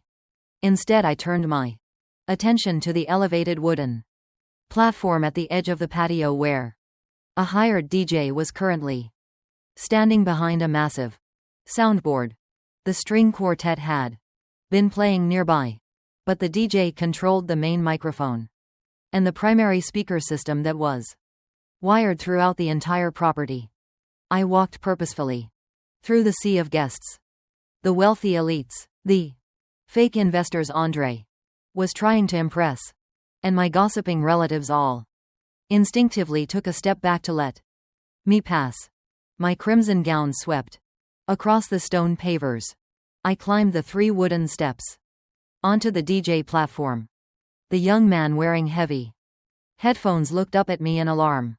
He reached out to stop me, but I simply picked up the wireless microphone resting on the edge of his table and gave him a look so intensely authoritative that he immediately stepped back, raising his hands in surrender. I turned around to face the massive crowd. Hundreds of faces stared up at me in absolute silence. I tapped the microphone twice.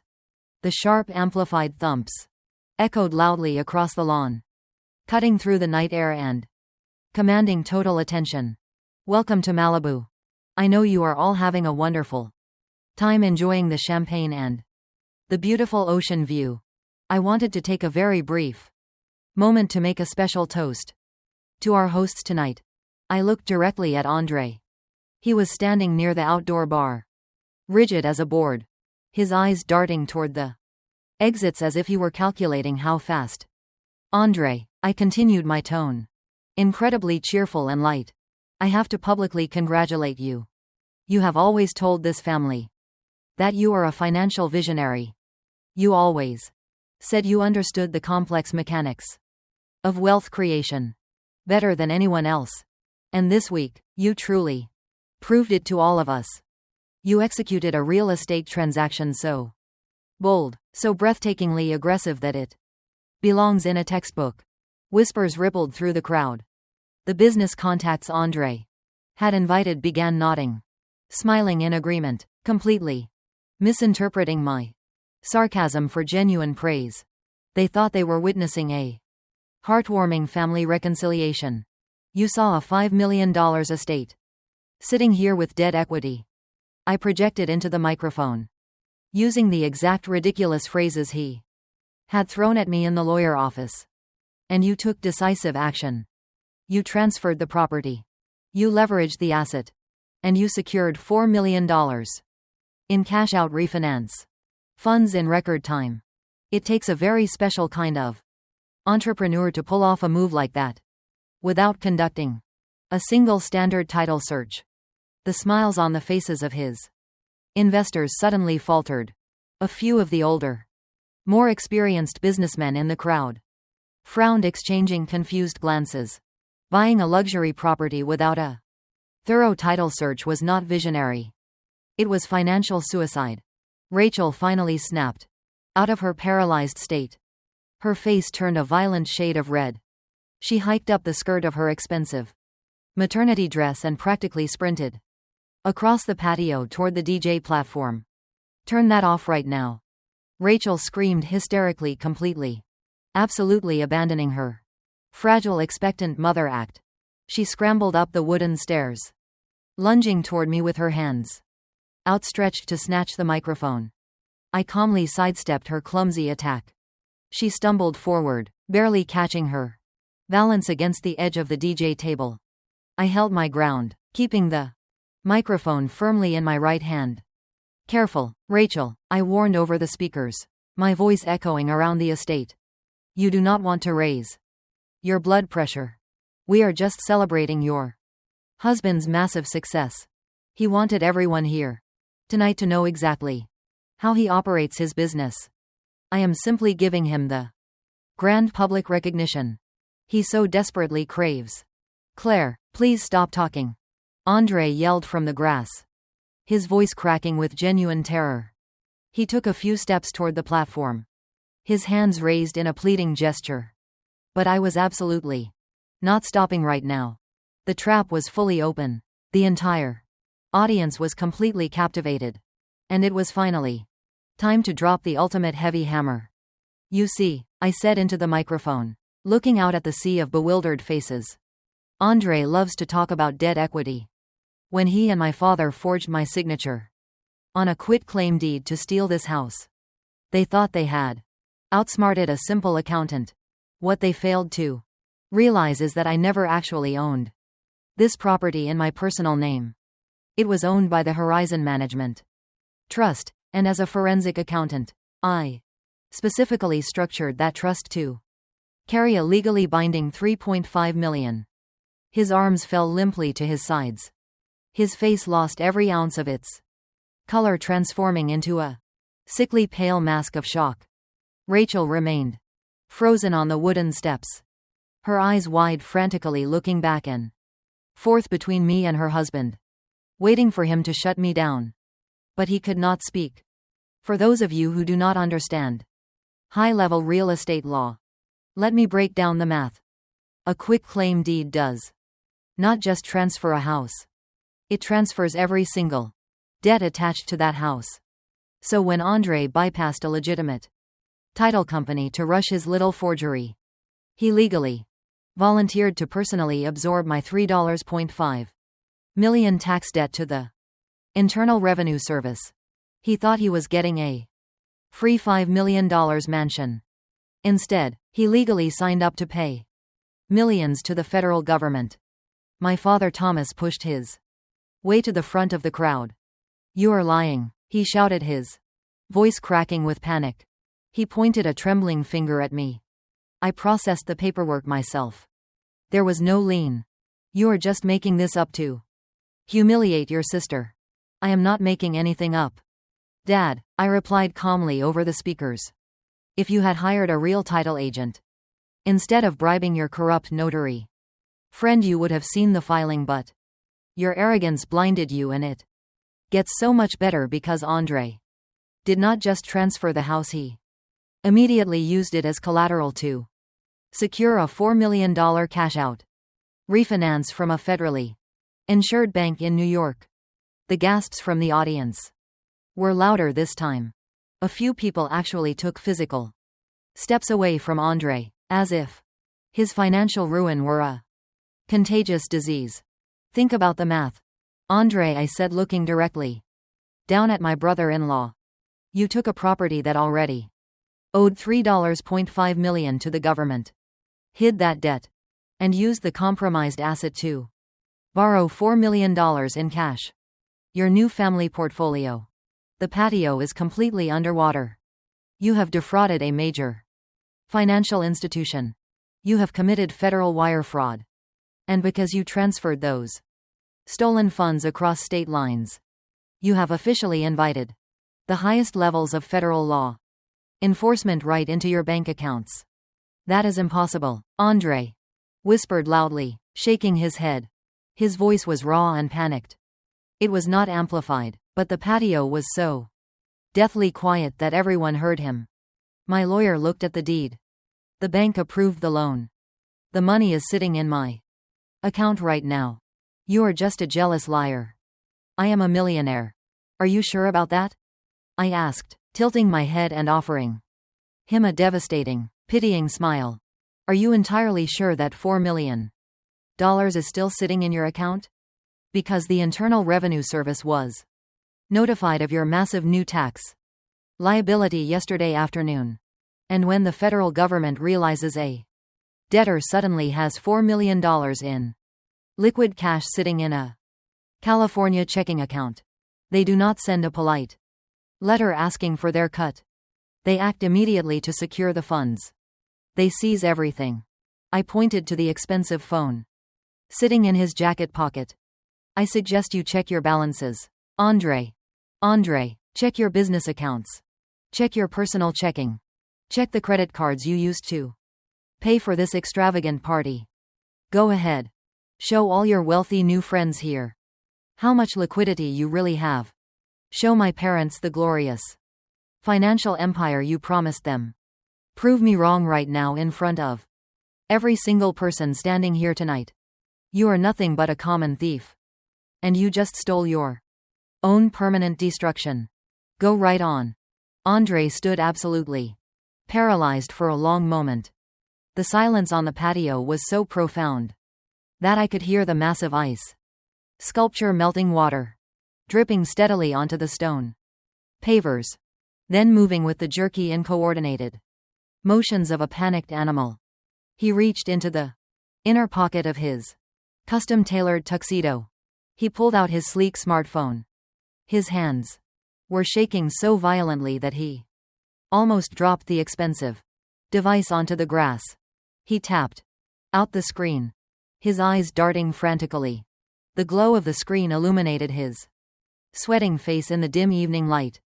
He opened his primary banking application. The crowd held its collective breath. Everyone was watching him intently. My father took a cautious step forward, his own face tight with desperate hope that I was somehow just making a sick joke. Andre stared at the screen. He blinked once, twice. He swiped his thumb across the glass, refreshing the page.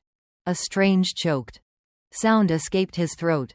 It sounded like a man who had just been punched directly in the stomach. He tapped another icon, opening his business accounts. Then another. He checked the credit card apps. He checked the limited liability company portal. What is it? Rachel demanded, her voice shrill and trembling as she finally stepped off the wooden platform. Andre, tell her she is lying. Show everyone the account balances right now. Andre did not answer her. He slowly turned the phone around so Rachel could see the screen. I did not need to be standing next to them to know exactly what it said. Every single account, from his personal checking to the corporate shell he used for the cash-out refinance, displayed a bright red banner across the top. Frozen. Federal order. Rachel let out a piercing, hysterical shriek. She snatched the phone from his hands, tapping the screen wildly as if she could simply swipe away the United States government. No, no, no, she stammered, tears ruining her perfect makeup. This is a mistake. The bank made a mistake. Call them right now. Andre. Call your sleazy lawyer. Tell them to fix this immediately. The wealthy investors and business contacts did not need to hear another word. They recognized a sinking ship when they saw one. They immediately began backing away from the outdoor bar, placing their expensive champagne glasses down on whatever flat surface they could find. They were quietly and quickly moving toward the side gates, desperate to distance themselves from a man who had just been publicly marked by the Internal Revenue Service. Nobody wants to be collateral damage in a federal tax raid. Before anyone could formulate a coherent thought, A loud mechanical grinding noise shattered the tense atmosphere. It came from the front of the house. The heavy, unmistakable rumble of a large diesel engine echoed down the long driveway, followed by the screech of metal scraping against pavement. The guests murmured in confusion. Several people near the edge of the patio hurried around the side of the house to see what was happening. I calmly descended the wooden steps of the DJ platform and followed the crowd, my crimson gown gliding over the grass. Andre and Rachel sprinted past me, pushing their own guests out of the way in a blind panic. When we reached the expansive front driveway, the scene was absolute perfection. A massive, heavy-duty flatbed tow truck was parked diagonally across the entrance. A burly man in a reflective safety vest was currently operating a hydraulic winch. The thick steel cable was already securely hooked to the front axle of Andre's brand new $250,000 matte black Lamborghini Urus. "Hey!" Andre screamed, waving his arms wildly as he sprinted down the driveway. "What do you think you are doing? Take that hook off my car right now. I own that vehicle. I paid cash for it on Tuesday. You cannot touch my property." The tow truck driver did not even flinch. He casually pulled a clipboard from the passenger seat of his rig and held it out. He did not look angry. He just looked bored. "I am executing a federal asset seizure order, buddy," the driver said loudly so the gathering crowd could hear. The purchase was made with frozen funds tied to a massive federal tax lien. The dealership recalled the title this afternoon at the request of the government. "This car belongs to the feds now." Andre stopped dead in his tracks. He stared at the clipboard, then looked up at the Lamborghini. As the winch groaned slowly, dragging the luxury vehicle up the steep metal ramp of the tow truck, the expensive tires squeaked loudly against the steel. It was the physical sound of his entire fake empire being hauled away. He fell to his knees on the pavement, completely broken. Andre remained on his knees, his expensive velvet blazer gathering dirt from my paved driveway. He watched the heavy metal ramp of the tow truck slowly incline, securing his stolen vehicle for transport. Rachel rushed to his side, pulling frantically at his shoulder, her voice shrill and completely devoid of its usual arrogant confidence. "Get up, Andre," she cried, looking around wildly at the horrified faces of their remaining guests. "Do something. Call the police. They cannot just take our property." "Actually, they absolutely can," a deep commanding voice announced. From the edge of the driveway, the crowd parted instinctively. A man I recognized immediately stepped forward. It was Special Agent Harrison. But he was not wearing his tactical vest just yet. He was wearing a sharp, tailored tuxedo, looking exactly like one of the high-end investors Andre had invited to impress. Next to him stood Investigator Thorne, wearing an elegant evening gown. They had been standing in the crowd the entire time, drinking sparkling water and watching the public confession unfold. Harrison reached inside his tuxedo jacket and pulled out a leather wallet. He flipped it open, revealing the gleaming gold badge of the Federal Bureau of Investigation. Beside him, Thorne produced her own credentials for the Internal Revenue Service. The collective gasp from the crowd this time was not just shock. It was raw, genuine terror. The wealthy elites who had been mingling and laughing just 20 minutes ago suddenly realized they were standing squarely in the middle of a federal sting operation. "Andre Carter, Agent Harrison," said his voice carrying the undeniable weight of federal authority. "Stand up and put your hands behind your back." Andre did not move. He was completely paralyzed, his eyes wide and unblinking, staring at the gold badge as if it were a loaded weapon. Rachel, however, completely lost her mind. "No!" she screamed, stepping in front of her husband like a human shield. "You have no right to be here. This is a private residence. We are hosting a private event. You cannot just walk in here and harass. It's because my jealous sister told you some ridiculous lies. Agent Harrison did not argue with her. He simply raised his right hand and gave a sharp tactical hand signal. Instantly, the entire dynamic of the party shifted. At least a dozen people I had assumed were just catering staff suddenly sprang into action. The bartender serving drinks on the patio reached under the counter and pulled out a heavy radio. 3 waiters carrying silver trays of appetizers set them down simultaneously on the nearest tables. They unzipped their catering vests, revealing dark blue windbreakers with bright yellow lettering across the back. FBI. IRS. The perimeter is secure, one of the undercover agents announced loudly over the radio. The private residence you are referring to is currently an active federal crime scene. Investigator Thorne told Rachel, her voice colder than the melting ice sculpture by the pool. And we have federal warrants signed by a magistrate judge authorizing us to secure this property. Freeze all.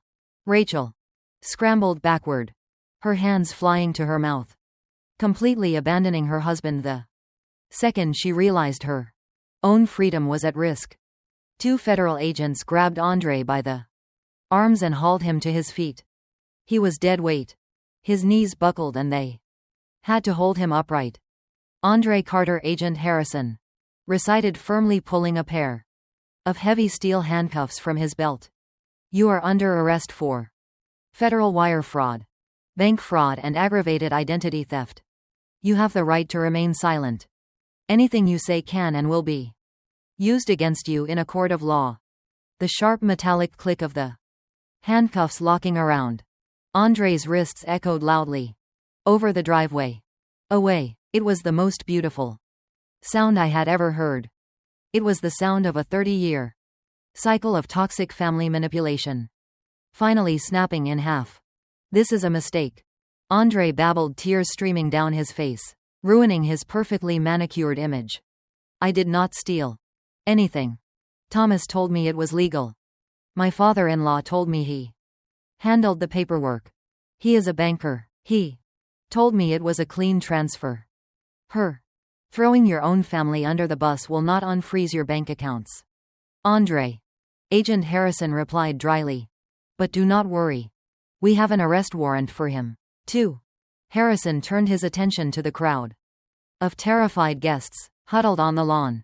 Ladies and gentlemen, the party is officially over. Please make your way to the exits in an orderly fashion.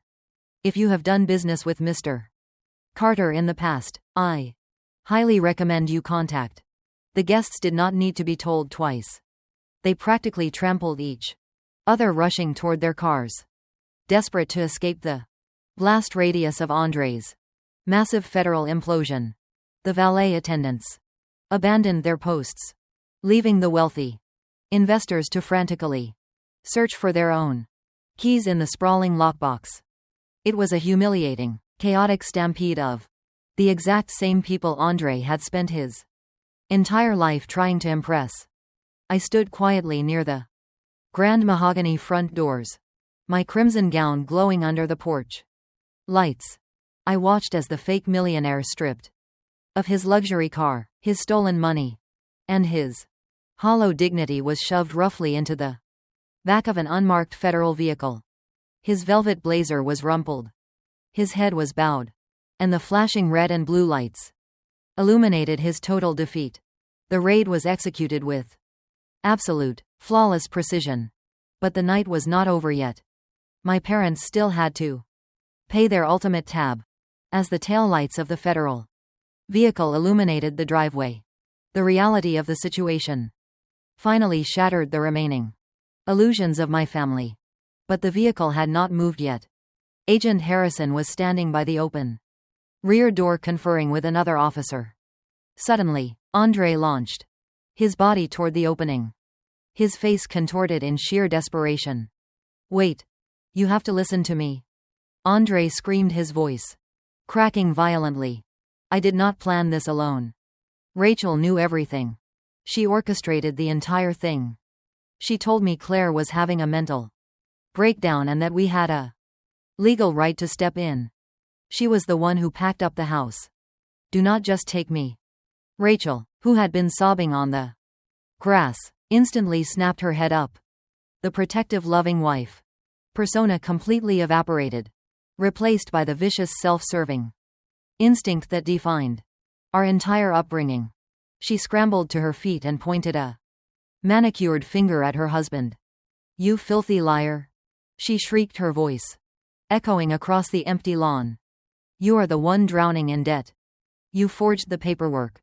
I am just a pregnant woman. I trusted my husband to provide for me. You ruined my life, Andre. They were tearing each other apart publicly, displaying the absolute lack of loyalty that had always rotted beneath their perfect surface. Before the agents could finally shut the heavy door on Andre, my father charged forward. Thomas was sweating profusely, his expensive suit jacket hanging awkwardly on his frame. Officers, please, you have to understand. And Thomas pleaded, holding his hands up defensively. My son-in-law is clearly trying to deflect blame. My daughter Rachel is entirely innocent. And as for me, I am a respected former bank executive. I simply facilitated a standard family transfer. I thought I was protecting family assets. Special Agent Harrison slowly turned away from the vehicle. He looked at my father with a gaze so cold it could freeze the Pacific Ocean. Protecting assets by coercing a registered notary into stamping a fraudulent document without the primary signatory present, Harrison asked dryly. Because we already paid a visit to your old friend at the bank this afternoon. He was very cooperative. He confessed to everything the moment we mentioned federal conspiracy charges. He handed over his logs and admitted. You pressured him into backdating the quit-claim deed. Thomas stopped breathing. Investigator Thorne stepped forward, holding a thick manila envelope. Thomas Thorne said, her voice perfectly crisp. As a former executive of a federally insured commercial bank, you are fully aware of the penalties for banking fraud by actively participating in a conspiracy to defraud a financial institution and using your professional connections to secure a forged legal document. You have violated the words hit my father like a physical blow. His entire identity, his bloated ego, and his financial security were entirely tied to that massive pension. He clutched his chest, his fingers digging into the fabric of his white shirt. His face, Thomas, turned a dangerous shade of gray. He began gasping for air, his knees buckling beneath him. My pension. He wheezed, his eyes wide with absolute terror. You cannot take my pension. I worked for 40 years. I am a senior vice president.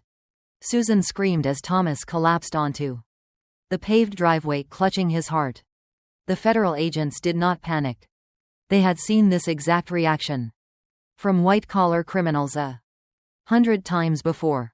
One of the undercover medics stepped forward, calmly checking his pulse and radioing for a standard ambulance.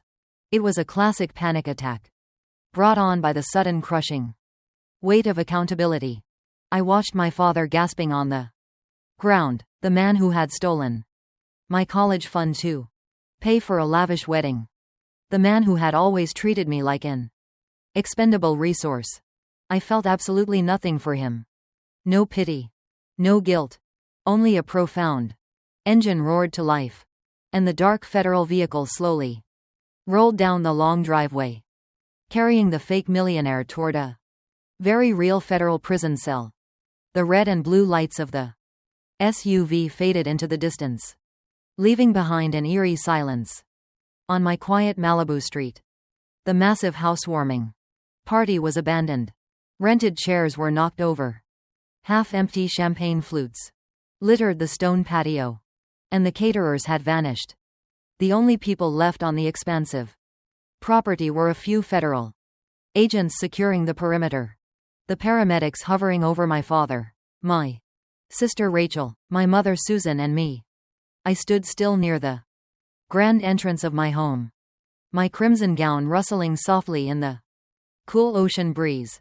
I watched the paramedics carefully lift Thomas onto a stretcher. He was conscious but unresponsive, staring blankly up at the night sky as the reality of his shattered banking legacy crushed him. They wheeled him toward the ambulance. That was when Susan turned her attention away from the stretcher and looked at me. For my entire life my mother had looked at me with varying degrees of disappointment, annoyance, or calculated manipulation. But tonight, as she stared at me across the driveway, her eyes held absolute, primal terror. The arrogant matriarch who slapped me just days earlier was gone. Her diamond necklace looked heavy and absurd against her pale, shaking skin. She took a hesitant step toward me, then another, until she was practically running. "Claire," Susan cried out, her voice cracking with a desperate ragged edge. "Claire, please, you must stop this. You have to talk to them." She closed the distance between us. And to my absolute astonishment, her knees buckled. My mother, the woman who cared more about her country club reputation than her own daughters, fell hard onto the concrete right at my feet. She grabbed the fabric of my dress with trembling hands, looking up at me with tears streaming down her face. "You have to tell the federal agents it was a misunderstanding," Susan begged, her words tumbling out in a frantic rush. "Tell them you gave Andre permission. Tell them your father was just trying to help consolidate the family assets. If you do not stop this right now, they will put your father in prison. He will die in there. Claire, he has a heart condition. They took his pension. We will have absolutely nothing left." I looked down at the woman who happily drained my college fund to buy Rachel a lavish wedding. I looked at the woman who watched her husband forge my signature to steal my $5 million home and celebrated it with an upscale barbecue. It was not a misunderstanding, Mom, I said, my voice completely devoid of warmth or sympathy. It was a calculated, deliberate federal crime. You all sat in a room and decided that my life, my hard work, and my property belonged to you. You thought you could just take what was mine because you decided I did not deserve it. But we are your family. Susan sobbed, burying her face against my legs, resorting to the only weapon she had left. We are your blood. You cannot do this to your own blood. Rachel is pregnant. She needs her husband. I need your father. Please, Claire. I am begging you. I will do anything. We will give the house back. We will apologize. Just call the agents and tell them you made a mistake. I gently but firmly stepped back, forcing her to release my dress. She slumped forward onto the pavement, a pathetic weeping heap of ruined entitlement. Rachel stood a few feet away, her arms wrapped tightly around her own stomach, watching our mother beg. Rachel did not say a word. She was entirely defeated. I unclasped my designer evening clutch. I reached inside and pulled out the crisp, rectangular cashier check they forced me to accept at the sleazy lawyer office just days ago, the $50.000 they thought would buy my silence and erase their massive theft. I held the check up so both Susan and Rachel could clearly see it under the bright porch lights. You cannot give the house back, I stated with absolute icy clarity. Because it was never yours to begin with. And I cannot stop the federal government from prosecuting a wire fraud case that you all thoroughly documented online. I gripped the edges of the heavy paper check. With one smooth, deliberate motion, I tore it perfectly in half. Susan gasped, her eyes widening as the sound of tearing paper echoed in the quiet driveway. I let the two torn pieces of the check flutter from my fingers. They drifted down through the cool night air, landing softly on the concrete right next to my mother's trembling hands. Use this for your defense attorneys, I told her. You are going to need every single penny. I turned my back on my weeping mother and Walked down the long driveway, leaving the ruins of my family behind in the cool ocean breeze. My driver was waiting patiently at the curb. I stepped into the black town car and told him to take me back to my hotel. I slept that night with a profound, unbroken peace I had not felt since I was a child. The next morning, the Los Angeles sun rose bright and warm, casting a golden light over the city. I sat on the balcony of my hotel suite, drinking a cup of black coffee while Naomi updated me over a secure phone line. The legal fallout was swift and merciless. Andre spent the night in a federal holding cell because he had $4 million of stolen cash sitting in his accounts. The federal magistrate judge deemed him a massive flight risk and denied him bail. He traded his custom velvet blazer for an orange jumpsuit, and his sleazy lawyer immediately dropped him as a client the moment he realized the retainer check was going to bounce. My father Thomas managed to post bail using the equity of house in Calabasas, but his life was entirely over. True to her word, investigator Thorne initiated the seizure of his banking pension. He was facing decades in federal prison for conspiracy and bank fraud. My mother and Rachel were left completely destitute, frantically calling every distant relative they had ever ignored, begging for loans that nobody was willing to give them. By noon, I checked out of the hotel and drove back to Malibu. The front gate was locked, and the police tape had been removed. I unlocked the heavy mahogany doors and stepped inside my house. It was dark. It smelled like stale champagne, cheap perfume, and desperate greed. The gaudy velvet sectionals Rachel had purchased were still sitting in the living room. The ugly kitchen cabinets they tried to install were half finished. The entire estate felt contaminated by their brief toxic presence. I pulled out my phone and called a premium industrial cleaning service, the kind that specializes in deep chemical fumigation and biohazard removal. Within 2 hours, a fleet of white vans pulled up my driveway. A crew of men in full hazmat suits marched into the house. I gave them very specific instructions. Rip out the velvet furniture. Tear down the new cabinets. Scrub every single inch of the hardwood floors, the walls, and the ceiling. I paid them double their usual rate to wrap the entire estate in a massive striped fumigation tent. I stood on the front lawn holding my leather tote bag with my grandmother's urn safely tucked inside and watched as the heavy canvas dropped over the roof of the $5 million house. It was a literal and symbolic cleansing. The toxic infection that had plagued my life for 33 years was finally being exterminated. The poison was being drawn out of the walls entirely. As I watched the chemical fog begin to fill the tent, I realized something fundamental about family. Society conditions us to believe that shared DNA is an unbreakable contract, a mandatory obligation to endure abuse, disrespect, and exploitation. We are conditioned to smile through the pain and keep the peace at all costs. We are told to forgive the unforgivable simply because it comes from a parent or a sibling.